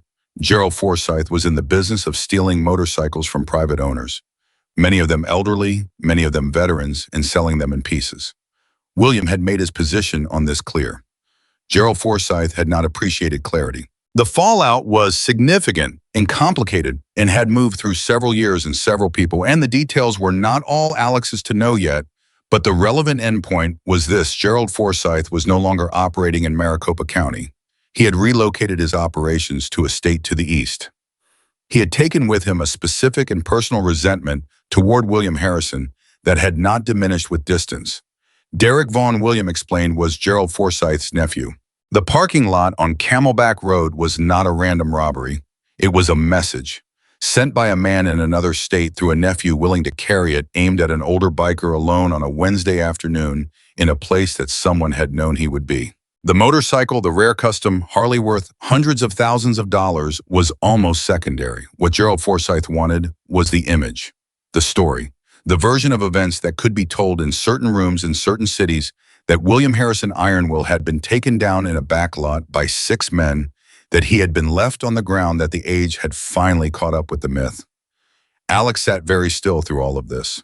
When William finished, Alex said, "He tried to destroy your reputation. He tried to end a story," William said, "the story that my name tells, because that story is the only thing standing between Gerald Forsyth and a return to Maricopa County. And I ruined the ending he planned," Alex said. "You didn't just ruin it," William said. "You rewrote it. The story that came out of that parking lot is not the one Gerald Forsyth commissioned. It is the opposite of it." He paused. "Which is why Derek Vaughn cannot let it stand. Because if he lets it stand, his uncle's message not only failed, it backfired. A 24-year-old mechanic with no affiliation and no backup stopped 6 men and walked away. That's the story that's moving now. And for Gerald Forsyth, that story is more dangerous than silence." The shop was very quiet. Thomas spoke from his corner. "How long have you known about Forsyth's involvement?" he said to William. "I suspected from the beginning," William said. "Derek doesn't plan. Someone planned the location, the timing, the isolation." "That's not Derek." Thomas nodded slowly, the nod of a man confirming something he already knew. "So what now?" Alex asked. "Now," William said, "we make sure Derek Vaughn understands the full scope of what he walked into." "By doing what?" William looked at him. "By doing nothing violent," he said with a precision that told Alex this was not a small point.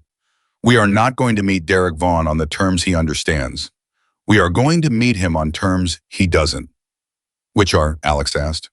"Visibility," William said. "Numbers. And the truth about what happened on Camelback Road told publicly, loudly, and in every direction." Marcus said from his workbench, "The rally." William looked at him. Barker's Crossing, Marcus said. It's Saturday, 2,000 riders.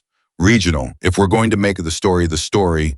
I know, William said. Then Saturday, Marcus said. And his voice had the same quality Thomas's had when he said Monday, a single word doing the work of a paragraph.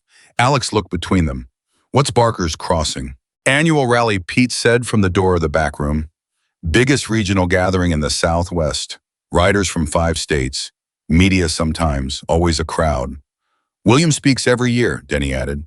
It was the most Denny had said since Alex arrived, and the simplicity of it, the plain factual statement delivered without inflection, carried more weight than elaboration would have. Alex looked at William. William was looking at him with that expression, the open door, the light through the edge. I want you there, William said, at the rally. Yes. To do what? To stand there, William said. That's all. Just stand there and let me tell the truth about what happened. Alex was quiet for a moment. He thought about Curtis closing up the shop early, moving quickly through a side door because a phone call told him to. He thought about Ryan Vaughn, Derek's younger brother, calling an unknown number at 3:40 in the afternoon because something in him could not let the wrong thing move forward unchallenged. He thought about Gerald Forsyth in another state, waiting for a story that had already been replaced by a different one. I thought about the 8 seconds on Camelback Road. Okay, he said.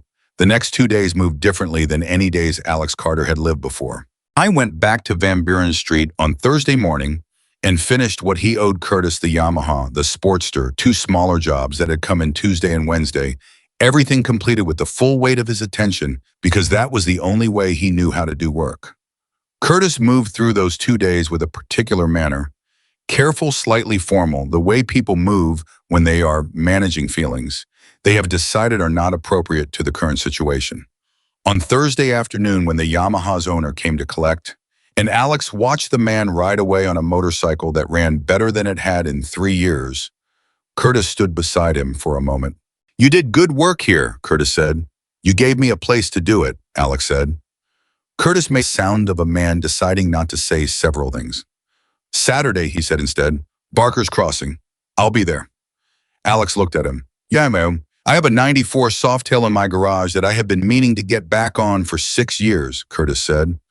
I believe Saturday qualifies as sufficiently motivating. Alex didn't know what to say to that. He said, I'll see you there. He stopped at the house on Thursday evening to sit with his father.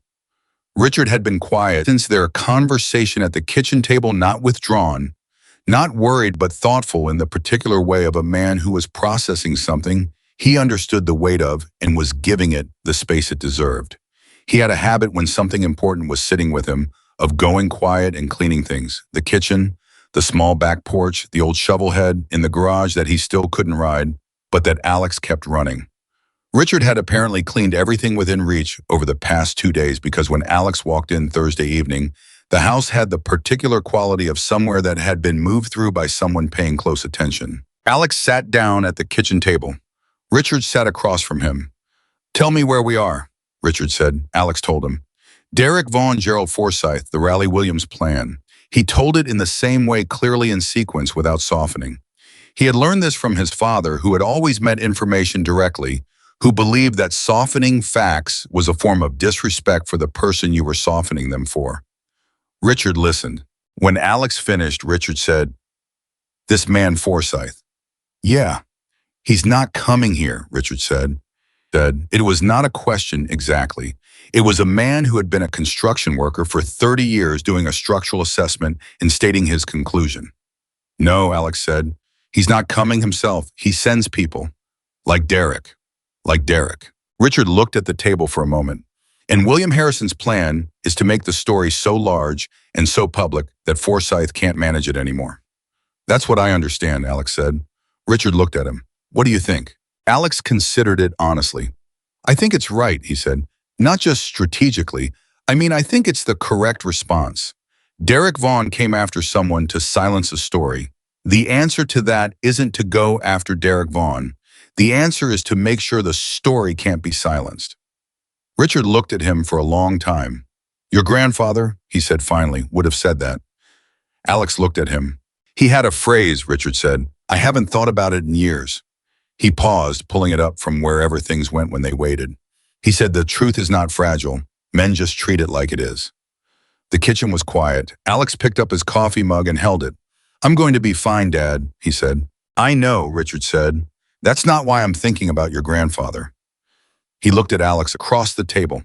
"I'm thinking about him because he was the kind of man who did what was right and then watched it matter.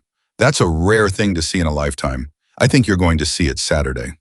They sat together for another hour. They didn't talk about Derek Vaughan or Gerald Forsyth or the rally. They talked about other things: the shovelhead, a story Richard had about a construction job in Flagstaff in 1987 that Alex had heard twice before and didn't mind hearing again, the particular quality of the Phoenix evening coming through the kitchen window. Ordinary things, the kind that only feel ordinary from the inside. When Alex left, Richard walked him to the door. He put his hand on Alex's shoulder, the injured one, but carefully the hand of a man who knew where the hurt was. "Monday morning," Richard said. "New shop, new work." "Yeah," Alex said. "Don't be late." "I won't." Richard squeezed once gently and went back inside. Saturday arrived the way important things do, both faster than expected and with the gravity of something that has been approaching for a long time. Barker's Crossing was a stretch of highway outside Scottsdale that became once a year the center of the regional motorcycle world. Alex had heard of it. Everyone in the motorcycle community in Arizona had heard of it but had never been. He arrived with William at 9 in the morning, 2 hours before the main event began, and what he found was already overwhelming in scale. Thousands of motorcycles. Not dozens, not hundreds. Thousands spread across a temporary gathering space that had been organized with the practiced efficiency of people who had done this many times: vendors and stages, and the particular democratic energy of a gathering, where the only credential that mattered was showing up on two wheels and being willing to be among people who cared about the same things. Alex walked alongside William and said very little because there was too much to take in for conversation to fit. People recognized William constantly. Not in the way celebrities are recognized: the sudden double take, the tentative approach, the request for a photograph. In the way that respected figures in tight communities are recognized: a nod, a word, a hand extended and shaken with the brief pressure of genuine regard. William received each one the same way, directly, without performance, with the same quality of attention he gave Alex on the curb outside Curtis's shop. But something else was happening too. People were looking at Alex. He noticed it gradually, a look that lasted a beat too long, a group of riders who went quiet as he and William passed, and then began talking again after they were through. A woman who caught his eye and nodded once, not the casual acknowledgement of a stranger, but something more specific, more intentional. A man who reached out and touched Alex's arm briefly as he passed, said nothing, moved on. "They know," Alex said to William quietly. "Yes," William said. "How?" "The same way the block was full by 7 in the morning on Tuesday," William said. "This community communicates." "About me," William looked at him sideways. "About what you did, which is about you but is also larger than you.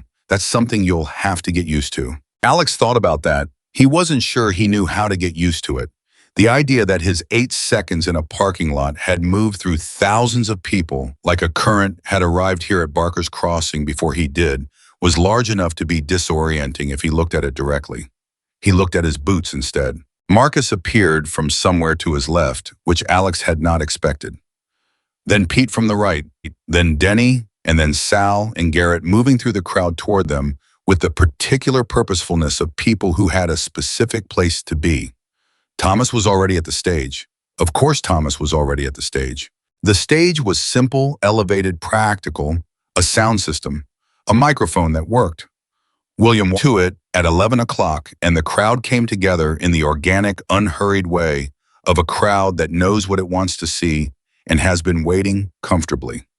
Alex stood to the right of the stage with Marcus beside him. He crossed his arms. He watched. William took the microphone. He did not begin with the rally. He did not begin with pleasantries or acknowledgments or the formal opening language of someone running through an expected sequence. He began the way he did everything, directly at the thing itself. 3 days ago, William said, "I was on the ground in a parking lot off Camelback Road. 3 cracked ribs, blood in my eye, 6 men standing over me. I want to be honest with you, I did not know if I was going to stand up from that." The crowd was immediately completely still. "A young man came around a corner," William said. "He didn't know me. He didn't know my name. He had no reason to be there and every reason to walk away. He saw 6 against 1, and he made a decision in the time it takes to breathe twice. He paused. I want him to come up here. Alex had known this was coming. William had told him. He had agreed, and now standing at the right side of the stage with thousands of people and their attention arranging itself in his direction, he understood that knowing something was coming and experiencing it arriving were two entirely separate things. Marcus put a hand briefly on his shoulder, not pushing, just present. Alex walked up to the stage. He stood beside William at the microphone and looked out at the crowd, at the thousands of faces, the motorcycles behind them in their dense rows, the Arizona sky overhead, doing what it always did, pressing down with its clean, indifferent heat, and he did not feel what he had expected to feel. He had expected to feel exposed, small, out of place. He felt located. That word again. The specific, irreducible sense of being in the correct place at the correct time for the correct reasons. His name is Alex Carter, William said. He is a mechanic. He is 24 years old. He had nothing to gain from what he did, and he did it anyway. He looked at Alex beside him. I have one question for him that I did not ask him in that parking lot. Alex looked at him. Why? William said, simply, directly. The same question he had asked in the lot, but now with thousands of witnesses, now with the weight of a public moment behind it. And Alex took the microphone. He held it for a moment. He looked out at the crowd. He thought about his father's words. He thought about his grandfather's phrase filtered through 30 years of Richard Carter's memory. He thought about Thomas on a stool and Marcus's hands on a workbench and the card with one phone number on a kitchen table and $11 in a checking account in the 8 seconds on Camelback Road. He said, because someone had to. 4 words. The crowd was silent for a full second. Then it wasn't.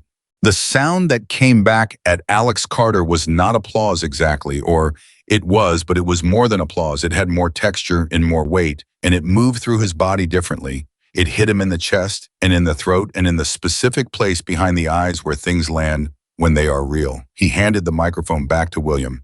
He walked back to Marcus. Marcus put his hand on his shoulder again. This time it stayed, and that was when Alex saw it. On the edge of the crowd, standing apart slightly back in the gap between 2 rows of parked bikes, a man was watching, not watching the stage, watching Alex specifically. A large man, mid-40s, face Alex didn't recognize, with a phone raised and pointed. Not at the stage. At Alex. Alex's stomach went cold. He leaned to Marcus, the man at 11 o'clock by the 2 touring bikes. Marcus looked. His expression didn't change. I see him, Marcus said quietly. He's filming me specifically. Yes. He's not a rally regular. No, Marcus said. He's not. Alex looked at Marcus. Forsyth. Forsyth someone, Marcus said. He pulled out his phone and sent a text with 3 words. Alex didn't see them. He didn't need to. Within 90 seconds, Pete was on the man's left. Garrett was on his right. They hadn't come from the same direction, hadn't appeared to coordinate, had simply arrived the way things arrive when an organization is functioning correctly. The man with the phone looked left, looked right, lowered the phone. He walked away through the crowd with the careful, measured pace of someone trying not to look like they were leaving quickly. He was not moving quickly. He was moving at exactly the speed that someone moves when they understand that moving faster would make things worse. He was gone from the grounds within 4 minutes. Alex watched him go. What just happened? He said. Forsyth sent someone to document you, Marcus said, to identify you, to know your face clearly enough for whatever comes next.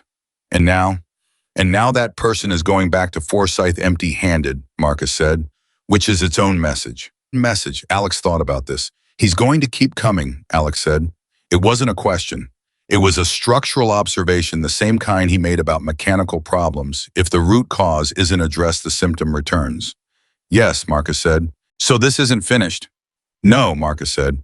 He looked at Alex with the direct, unhurried gaze that Alex was beginning to recognize as the characteristic quality of men who had been through things and come out on the other side with their clarity intact.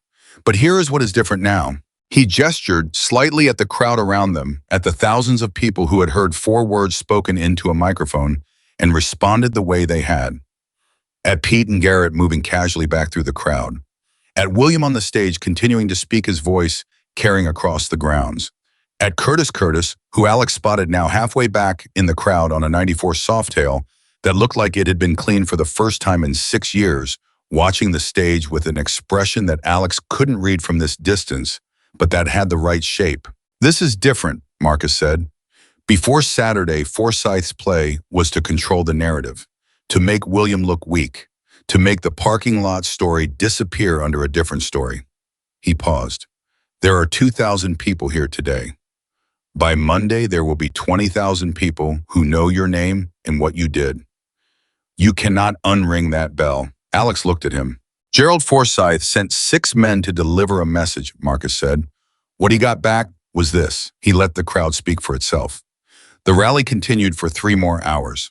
Alex moved through it in a state that he would later describe inaccurately as calm. It was not calm, it was a state beyond calm, a kind of settled presence that came from having been asked a question publicly and having answered it honestly, and having found that the answer was apparently enough. More than enough. The right shape of a thing placed in the right moment. People approached him throughout the afternoon.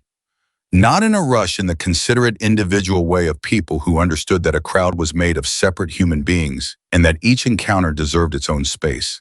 A veteran from Tucson who shook his hand and said nothing except "good." A woman who had been writing for 30 years and told him with the particular authority of someone who did not waste words on things they didn't mean that she had seen a lot of young men come through this community and that she knew the difference between someone performing courage and someone who simply had it. A teenager, 16, maybe 17, who came with his father, who looked at Alex with the specific attention of someone who was filing something away carefully for future use. Alex shook every hand. He answered every question honestly. He was present for each of it completely because these people were giving him something real, and real things deserve real attention. At 4:15, William found him near the stage. "There's something you need to know," William said. Alex looked at him. "Ryan Vaughn called me this morning," William said, "before the rally." Alex hadn't known William was in contact with Ryan. "He told me something that Derek hasn't acted on yet, but will," William said. "Derek has been in contact with Forsyth directly. Not just delivering messages, making a deal for what Derek wants from Forsyth in exchange for finishing what the parking lot started." Alex felt the cold again. "What does Derek want?" he said. "The shop," William said. Alex stared at him. "Not this shop, the shop you're opening, the one in the notebooks. Forsyth knows about the apprenticeship. He has someone close enough to Derek to have heard about it. His offer to Derek is capital. Startup money enough to establish the kind of operation Derek could never build himself in exchange for making sure your shop never opens." He paused. "And in exchange for one other thing." The afternoon heat pressed down. "What other thing?" Alex said. William looked at him steadily. "For making sure," William said, "that the story of what happened on Camelback Road ends with a different outcome." Alex said nothing for a moment. The crowd moved around them. The engines ran. The afternoon continued being the afternoon. "He wants to come back," Alex said. "Yes. For me." "Yes." Alex looked at the ground. He breathed once, carefully managing it. "When?" he said. "Ryan thinks Monday," William said. "He thinks Derek wants to move before you start at the shop, before you're inside something he can't reach into." Monday. The word had meant something beautiful 48 hours ago. Thomas saying it on his stool. One word of verdict. Now it had a different edge. "Does Derek know about today?" Alex said. "About what happened here, what you said?" "He knows," William said. "Ryan told me Derek watched it live streamed." "And it made it worse," Alex said. "Yes." Alex looked at William. "I'm not going to hide," he said. It was not a decision he was making in the moment. It was an acknowledgement of a decision that had already been made, that had been made on a cracked asphalt lot on a Wednesday afternoon when he had 2 seconds, maybe 3, and chose to walk forward. "I know," William said, "and I'm not going to miss Monday." "I know that too. So what do we do between now and Monday morning?" William looked at him for a moment with that expression, the open door, the light at the edge, and said something that Alex did not expect. "Nothing," William said. Alex waited. "We do nothing," William said. "We let Derek Vaughn come to the conclusion that's been inevitable since the moment he turned away from that parking lot. We let him make his plan. We let him believe he has an element of surprise." He paused. "And we make sure that when Monday morning arrives, everything Derek Vaughn doesn't know about what he's walking into is waiting for him." Alex looked at him. How many people know about Monday? Alex asked. William held his gaze. How many people? William said. We're at Barker's Crossing today. The answer moved through Alex like current through a wire. He looked out over the grounds, the motorcycles, the riders, the thousands of people who had heard 4 words and responded with everything they had. He thought about a phone call that filled a block by 7 in the morning. He thought about how fast a story traveled when the people carrying it believed in it. I thought about Derek Vaughan watching a live stream alone somewhere, watching the crowd respond and making a plan that was already too small for the situation he was actually in. He thought about Monday. He touched the black bandana on his arm. Okay, he said. He said it the same way he said it to William on the curb outside the shop when William asked him if he was ready to see the workspace, and the world had just shifted under his feet, and he needed 1 syllable to stand on while he found his footing. 1 word, doing the work of everything. Okay, Alex Carter said, and he meant it. Sunday passed quietly. That was the thing about it that Alex remembered most clearly afterward, not the anxiety, not the waiting, not the weight of knowing what Monday might bring. What he remembered was the quiet. The Sunday morning with his father at the kitchen table coffee, going the sound of Phoenix waking up outside Richard, reading a newspaper, the way he always had physical paper folded in thirds, holding it at arm's length, the way he'd needed to since his eyes changed. The ordinary machinery of a life that had been ordinary for a long time and was about to stop being that. Alex sat across from him and did not talk about Derek Vaughan. He talked about the shop, about Marcus and the frame geometry conversation that had moved from 5 minutes to 45 without either of them noticing. About Thomas on his stool saying 1 word at a time and meaning paragraphs. About the motorcycle under the drop cloth, the one Thomas had built 35 years ago, the one that had made Alex go completely still the moment Denny pulled the canvas back because it was the most honest machine he had ever seen. Richard listened the way he always listened to Alex talking about motorcycles, not the polite listening of a man indulging a subject he didn't share, but genuine listening, the kind that came from watching someone he loved be fully alive in a conversation. You're ready? Richard said when Alex finished. For Monday, Alex said. For all of it, Richard said. Alex looked at his coffee mug. I keep thinking about Derek, he said. Not because I'm scared of him. I want to be clear about it. I keep thinking about him because I don't understand what he thinks he's accomplishing. Even if he comes Monday and it goes the way he thinks, what does he win? The story is already out. 2,000 people heard William speak at Barker's Crossing. It's been shared and reshared, and it's in places that neither Derek Vaughan nor Gerald Forsyth can reach. Richard put down his newspaper. Some men, he said, aren't trying to win anything anymore. They're just trying to make sure nobody else does either. Alex looked at him. That's its own kind of losing, Richard said. It just takes longer to finish. They sat together through the morning. After lunch, Alex went to the garage and spent 2 hours with the shovelhead. Not because it needed work, but because he needed the specific peace that came from having his hands on something he understood completely, something that told him the truth. He checked the timing. He adjusted the idle.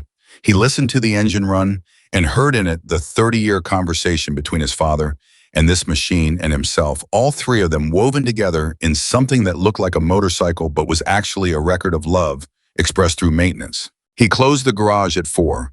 He went inside. He called William. Tomorrow, Alex said. Tomorrow, William said. You're sure about doing nothing tonight? I'm sure, William said.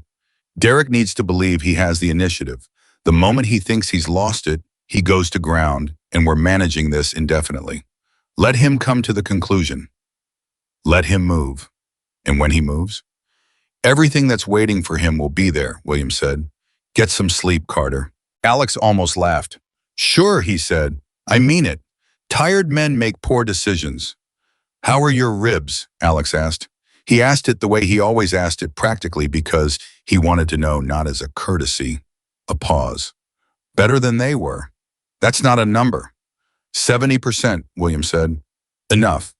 Enough for what? Enough for Monday, William said. And in those 3 words was everything Alex needed to know about what William Harrison intended to be doing when Monday morning arrived. He slept, not well, but enough. He was up before his alarm at 5:30 dressed and in the kitchen before 6 coffee on, before Richard appeared at the hallway door, hair uncombed, moving with the careful deliberateness of a man who had learned to give his body time to confirm it was working correctly each morning. Richard looked at him. You're already dressed, he said. I told Thomas 7, Alex said. Richard looked at the clock. It's 6. I know. Richard made his own coffee and sat down.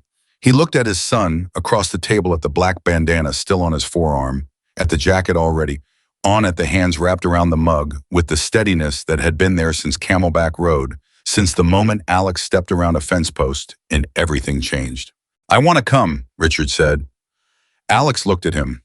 Don't argue with me, Richard said. I've been sitting in this house for 2.5 years, letting you carry things I should have been carrying with you. I'm not sitting here while you walk into something that started because you were already carrying something for someone else. Your heart? My heart, Richard said, is fine. My cardiologist said moderate activity. Riding in a car to a motorcycle shop is moderate activity. Alex looked at his father, at the set of his jaw, which was the same jaw Alex had, which had the same quality of decision made and not reversing. Okay, Alex said. Good, Richard said. He got up. I'll be ready in 10 minutes. He was ready in 8.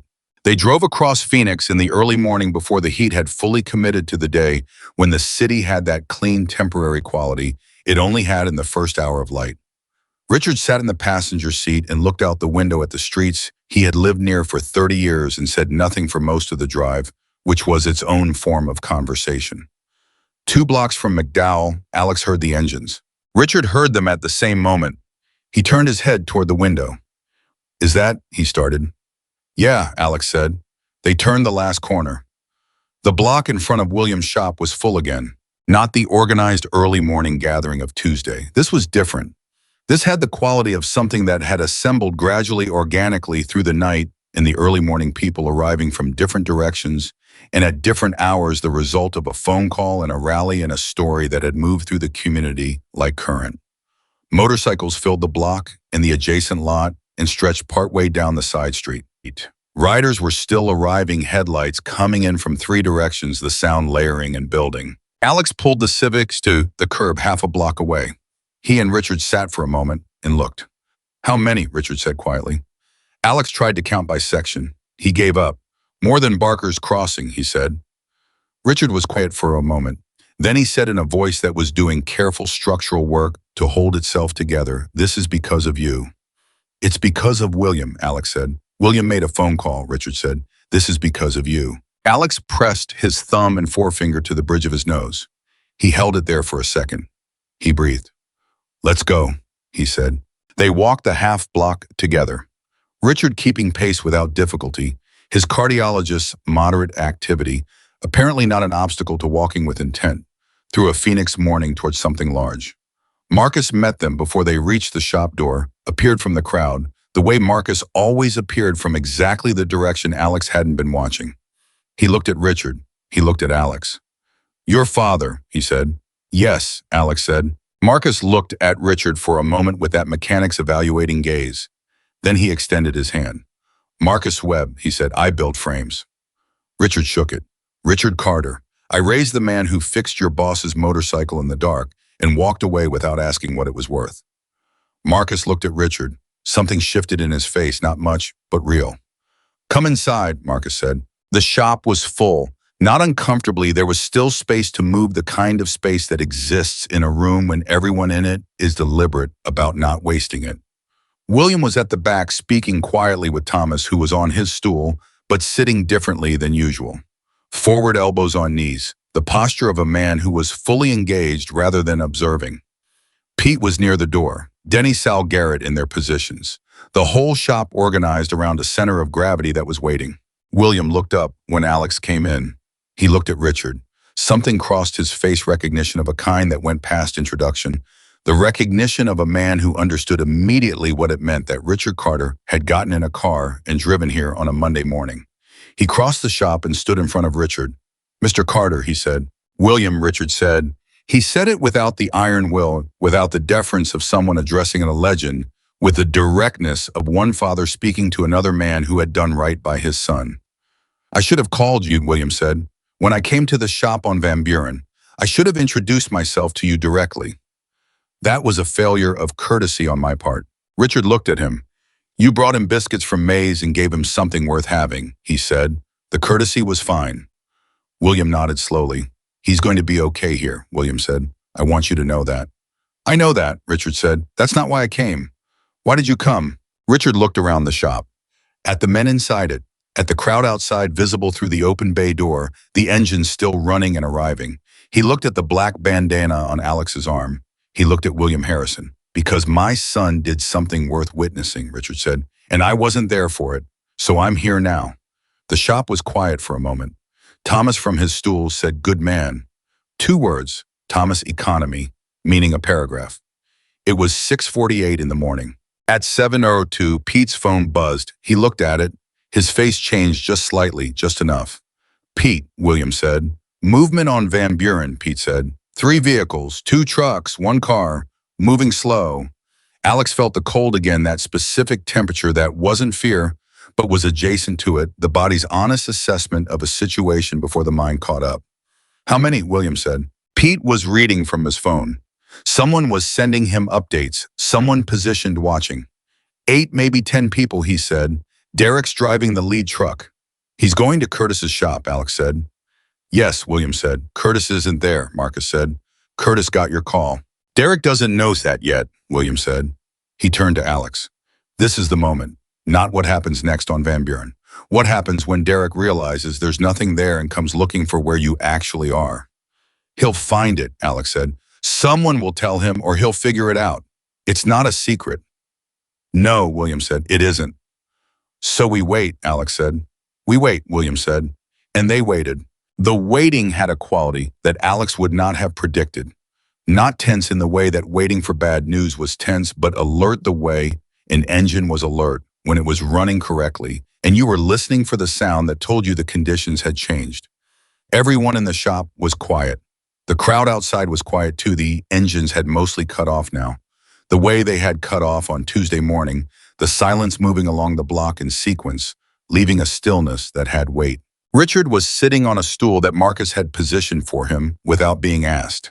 He was watching Alex, not anxiously with the attention of a man who was being present for something who was filing it away. At 7:31, Pete said, he's coming, all 3 vehicles. Nobody moved. How far? William said. 4 minutes, Pete said. William looked around the shop. He looked at the bay doors, both open, morning light coming through. He looked at Marcus and Pete and Denny and Sal and Garrett. He looked at Thomas. He looked at Alex. Nobody goes outside, William said. Nobody approaches. We let him arrive and we let him see. That's all. Alex nodded. Carter. William looked at him. Whatever he says, whatever he does, you say nothing until I do. Understood. Alex looked at him. Understood, he said. 3 minutes and 40 seconds later, Alex knew because he was counting the way he counted in the parking lot, the way he counted the beats of things that mattered. They heard the trucks. They pulled up outside. The engines cut. Doors open. Alex heard footsteps on pavement, multiple sets, the particular percussion of a group of people moving together with collective intention.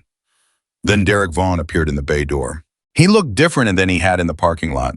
He was dressed more carefully, which was its own information, not deliberately, not like someone who had dressed up, but like someone who had thought about what he was walking into and had made decisions accordingly. His face had the particular quality of a man who had been carrying anger for 5 days and had organized it into purpose. He stepped into the shop. He looked at Alex. He did not look at William immediately. He looked at Alex first, and in that sequence was everything you needed to know about what Derek Vaughn had told himself this morning was about. Then he looked at the shop, at the men in it, and then finally at the open bay door through which the crowd outside was partially visible, the rows of motorcycles, the riders, the sheer scale of what had gathered here on a Monday morning. Derek's face changed, not dramatically, not a collapse, a recalibration, the expression of a man whose internal map has just been shown to be significantly wrong about the terrain. He looked back at Alex, then at William. Harrison, he said. Derek, William said. His voice was exactly the same as it had been at 6:48. Steady, unhurried, the voice of a man who had decided on the pace of this before it started and was not going to be moved from it. Derek looked around again, at Marcus, at Pete, through the bay door at the crowd. What is this? Derek said. This, William said, is the answer to a question you asked 5 days ago in a parking lot on Camelback Road. You asked what a story was worth. This is what it's worth. Derek's jaw tightened. You brought a crowd. They brought themselves, William said. I made 2 phone calls. The rest is what happens when people hear about something worth showing up for. Derek looked at Alex. You, he said. The word carried the weight of 5 days of rehearsal. 5 days of a man alone with his anger, working out what he would say when this moment came. You have no idea what you stepped into? Alex said nothing. He had promised William. He kept his promises. He looked at Derek Vaughn directly and steadily and said nothing, which was his own response, and Derek felt it as such. Your uncle called me, William said. Derek went very still. Gerald called me Saturday night, William said. After Barker's crossing, he's a practical man, your uncle. He understands when a situation has developed past what he can manage from a distance. William paused. He's not sending you any money, Derek. There's no deal. He pulled back Saturday night and he wanted me to know, and he wanted you to find out however you found out. Derek stared at him. The color in his face changed. You're lying, Derek said, but his voice had lost something. The rehearsed quality was gone, replaced by something more raw. Call him, William said simply. He held the stillness of a man who had already held his hand and was watching the other player count their cards. Call him right now. Use my phone if you want. Derek did not reach for his phone. I didn't need to. The answer was in his body, in the way his shoulders dropped a fraction of an inch, in the way his hands, which had come in ready for something, were now not sure what they were for. What did you tell him? Derek said. The truth, William said, that the story from Camelback Road was already everywhere, that 2,000 people heard it at Barker's Crossing, that it's been shared so widely that targeting Alex Carter now doesn't erase a story, it creates a new one where the ending is much worse for everyone connected to it. He paused. Gerald understood the math. Derek looked at Alex, and Alex saw it, then saw past the anger and the 5 days of carrying it and the trucks outside and the men he'd brought. Saw the thing underneath all of it, the thing that had been underneath it since the parking lot, since the moment Alex stepped around the fence post and Derek's plan stopped being the plan it was supposed to be. Derek Vaughn was afraid, not of Alex, not of William, afraid of the same thing every person who built their identity on intimidation was ultimately afraid of, the moment when intimidation stopped working, when the machinery of it ran into something it couldn't move, and you were left with the uncomfortable shape of yourself without it. What do you want? Derek said. His voice was quieter now. The performance had gone out of it.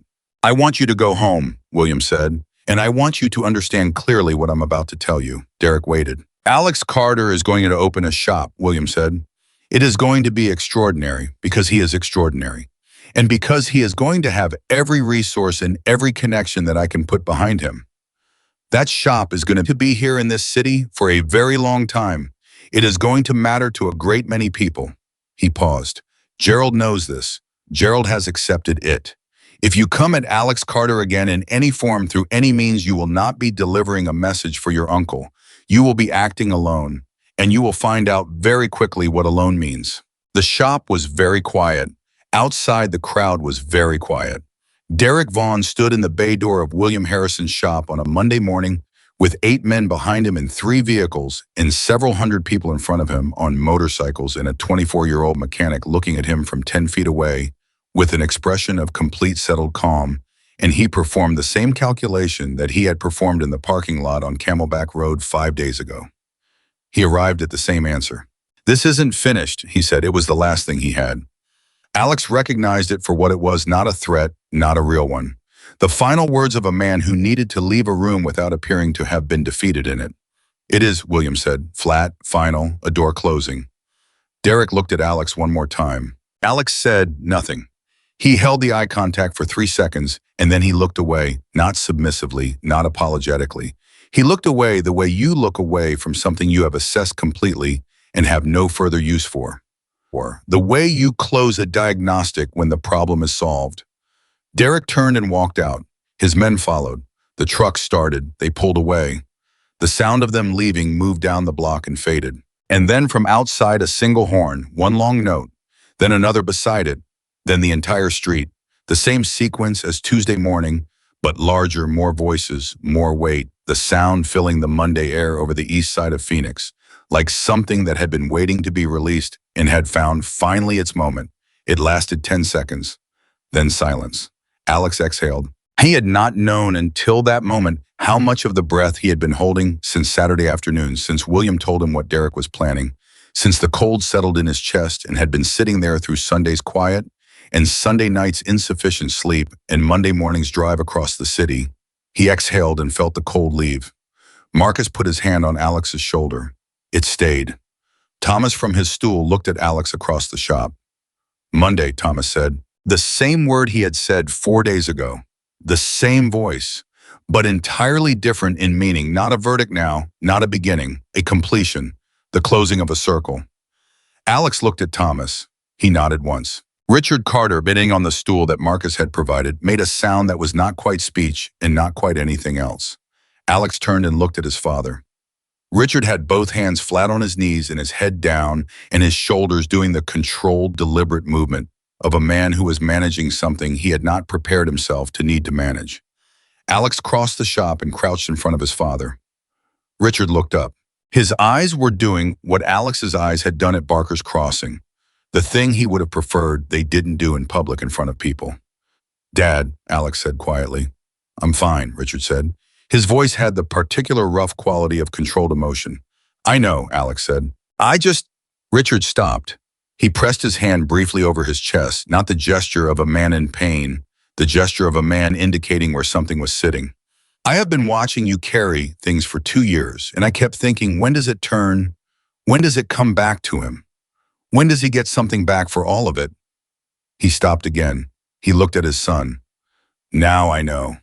Alex looked at his father. He put his hand over Richard's hand on his father's chest. They stayed like that for a moment, the two of them in the middle of William Harrison's shop on a Monday morning. While around them, the men who built extraordinary machines went quietly back to their work, giving them the space that the moment deserved. Then William appeared beside them. He looked at Richard. Mr. Carter, he said, there's something I'd like to show you. He led them to the far end of the shop, to the corner where the drop cloth was. He looked at Alex. He nodded. Alex took hold of his canvas and pulled it back. The motorcycle was there. Thomas's motorcycle, the one built 35 years ago in a rented garage with 4 tools and no money. The most honest machine Alex had ever seen. The paint catching the light, the tank that no factory had ever produced. The 60-year-old builder's vision, made permanent in metal and craft and time. Richard looked at it. He looked at it the way Alex had looked at it completely. The way you looked at something that demanded complete attention. Thomas built that, William said.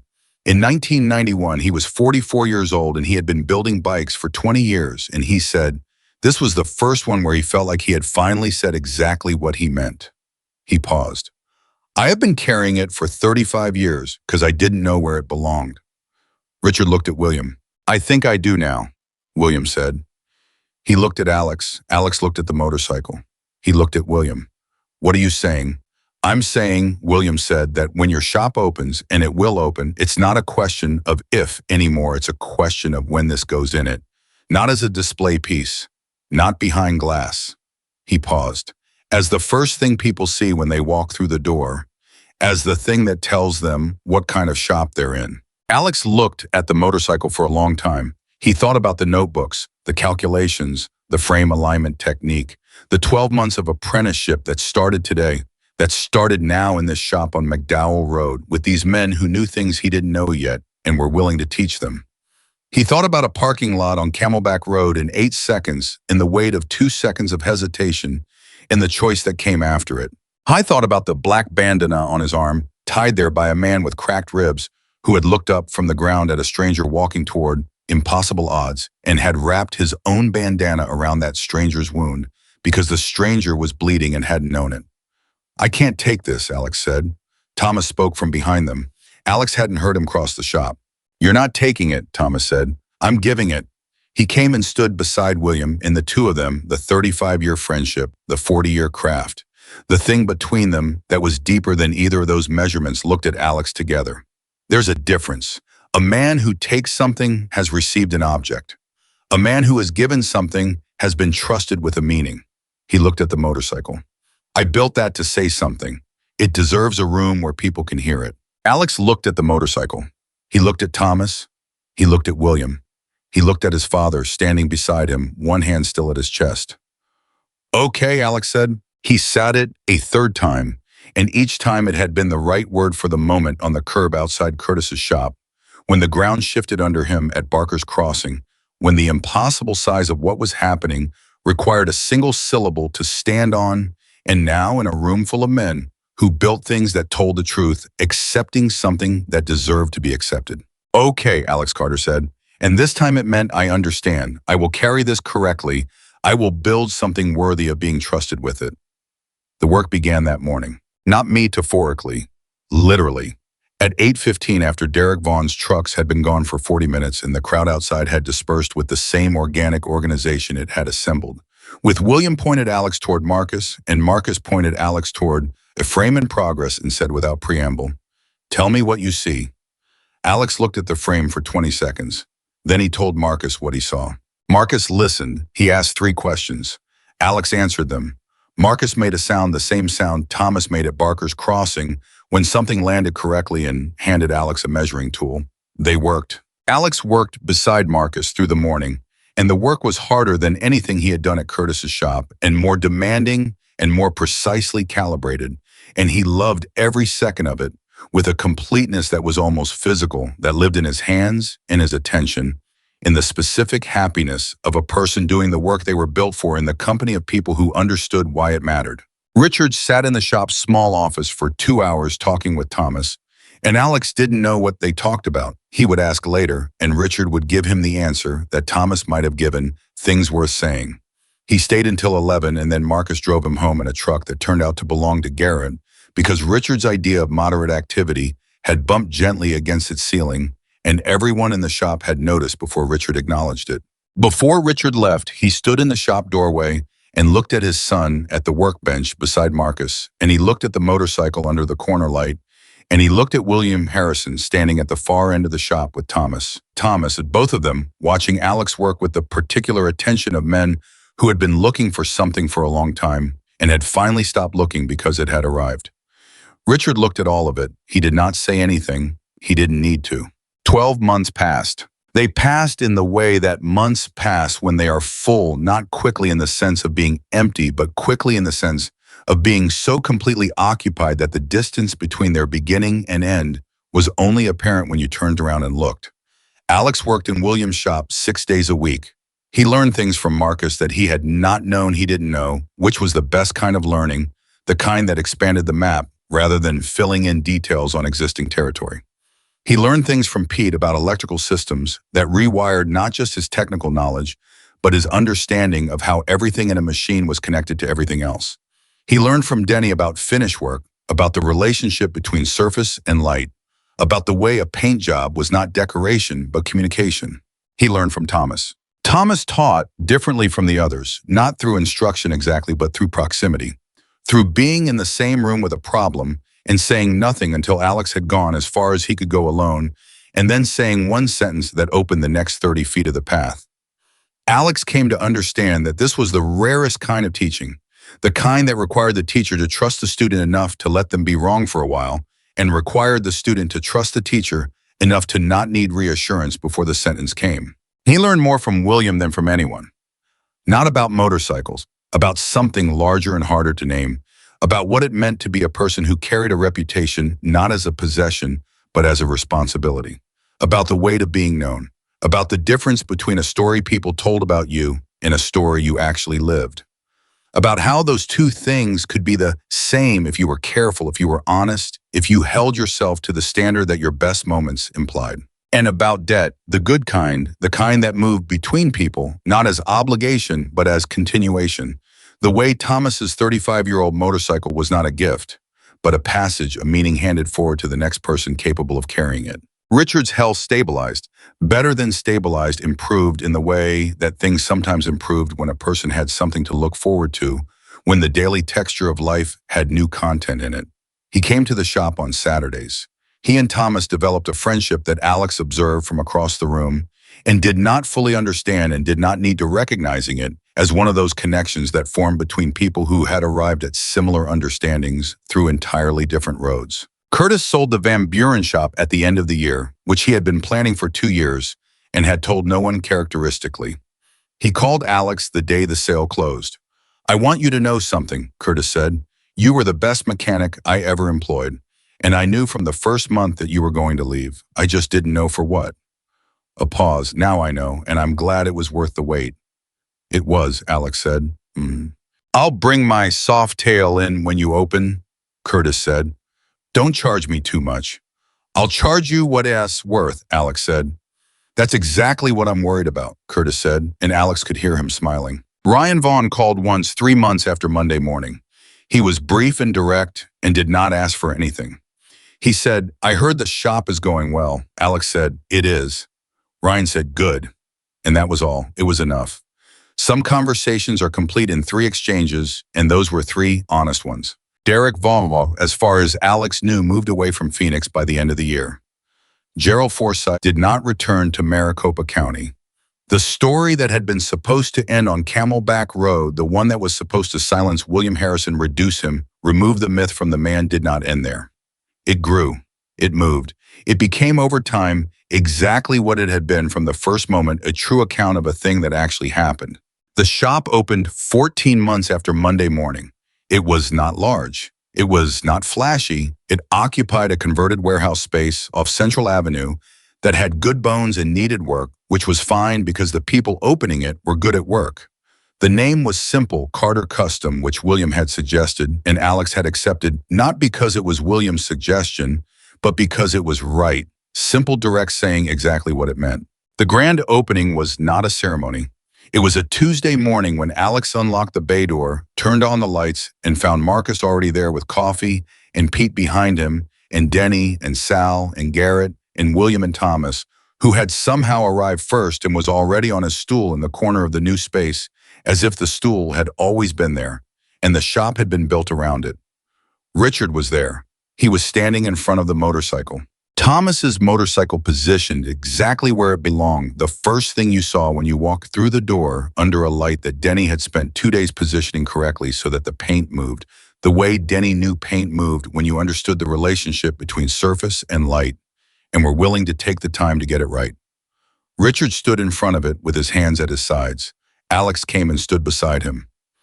It's something, Richard said. Yeah, Alex said. Your grandfather would have had words for this, Richard said. Good ones. He was better at that than I am. You're plenty good, Alex said.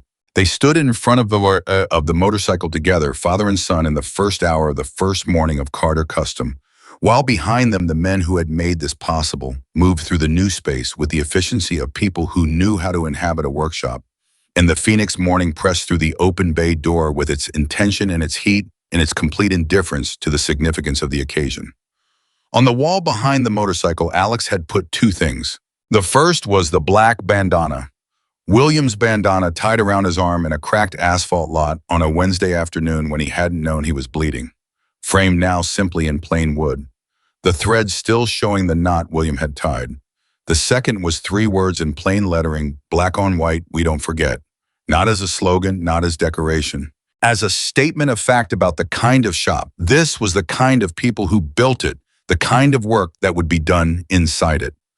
William read the words from across the room. He looked at Alex. He nodded once. And Thomas, on his stool in the corner of the new shop, looked at the bandana and the words and the motorcycle and the man who had walked into a parking lot and made a decision in 8 seconds that rippled outward through months and people and phone calls and rallies and Monday mornings and 12 months of honest work and 14 months of building toward something specific and real. Thomas looked at all of it and he said one word. Not Monday this time, not good. He said right. Only one word. Doing the work of everything. Because the truth was exactly what it had always been from the moment Alex Carter stepped around a fence post on Camelback Road and walked towards 6 men and 1 person on the ground who had asked a question that the world had not answered. Heroes were not created in dramatic moments. They were created in the ordinary ones, the moment before the dramatic one, when nobody was watching and the choice was private and the outcome was uncertain. And you did it anyway, not because you knew what it would cost or what it would return, but because someone needed help and you were the person standing there, and walking away was the one thing you simply could not do. Alex Carter walked away from nothing. He walked forward. And everything that followed, every hand, shaken, every horn sounded every Monday morning, Every frame built, an engine turned, an honest conversation held, in a shop that smelled of oil and metal, in the specific atmosphere of accumulated intention. Tension, everything that followed was just the world keeping its accounting. 8 seconds. That was all it took. 8 seconds to become the man he had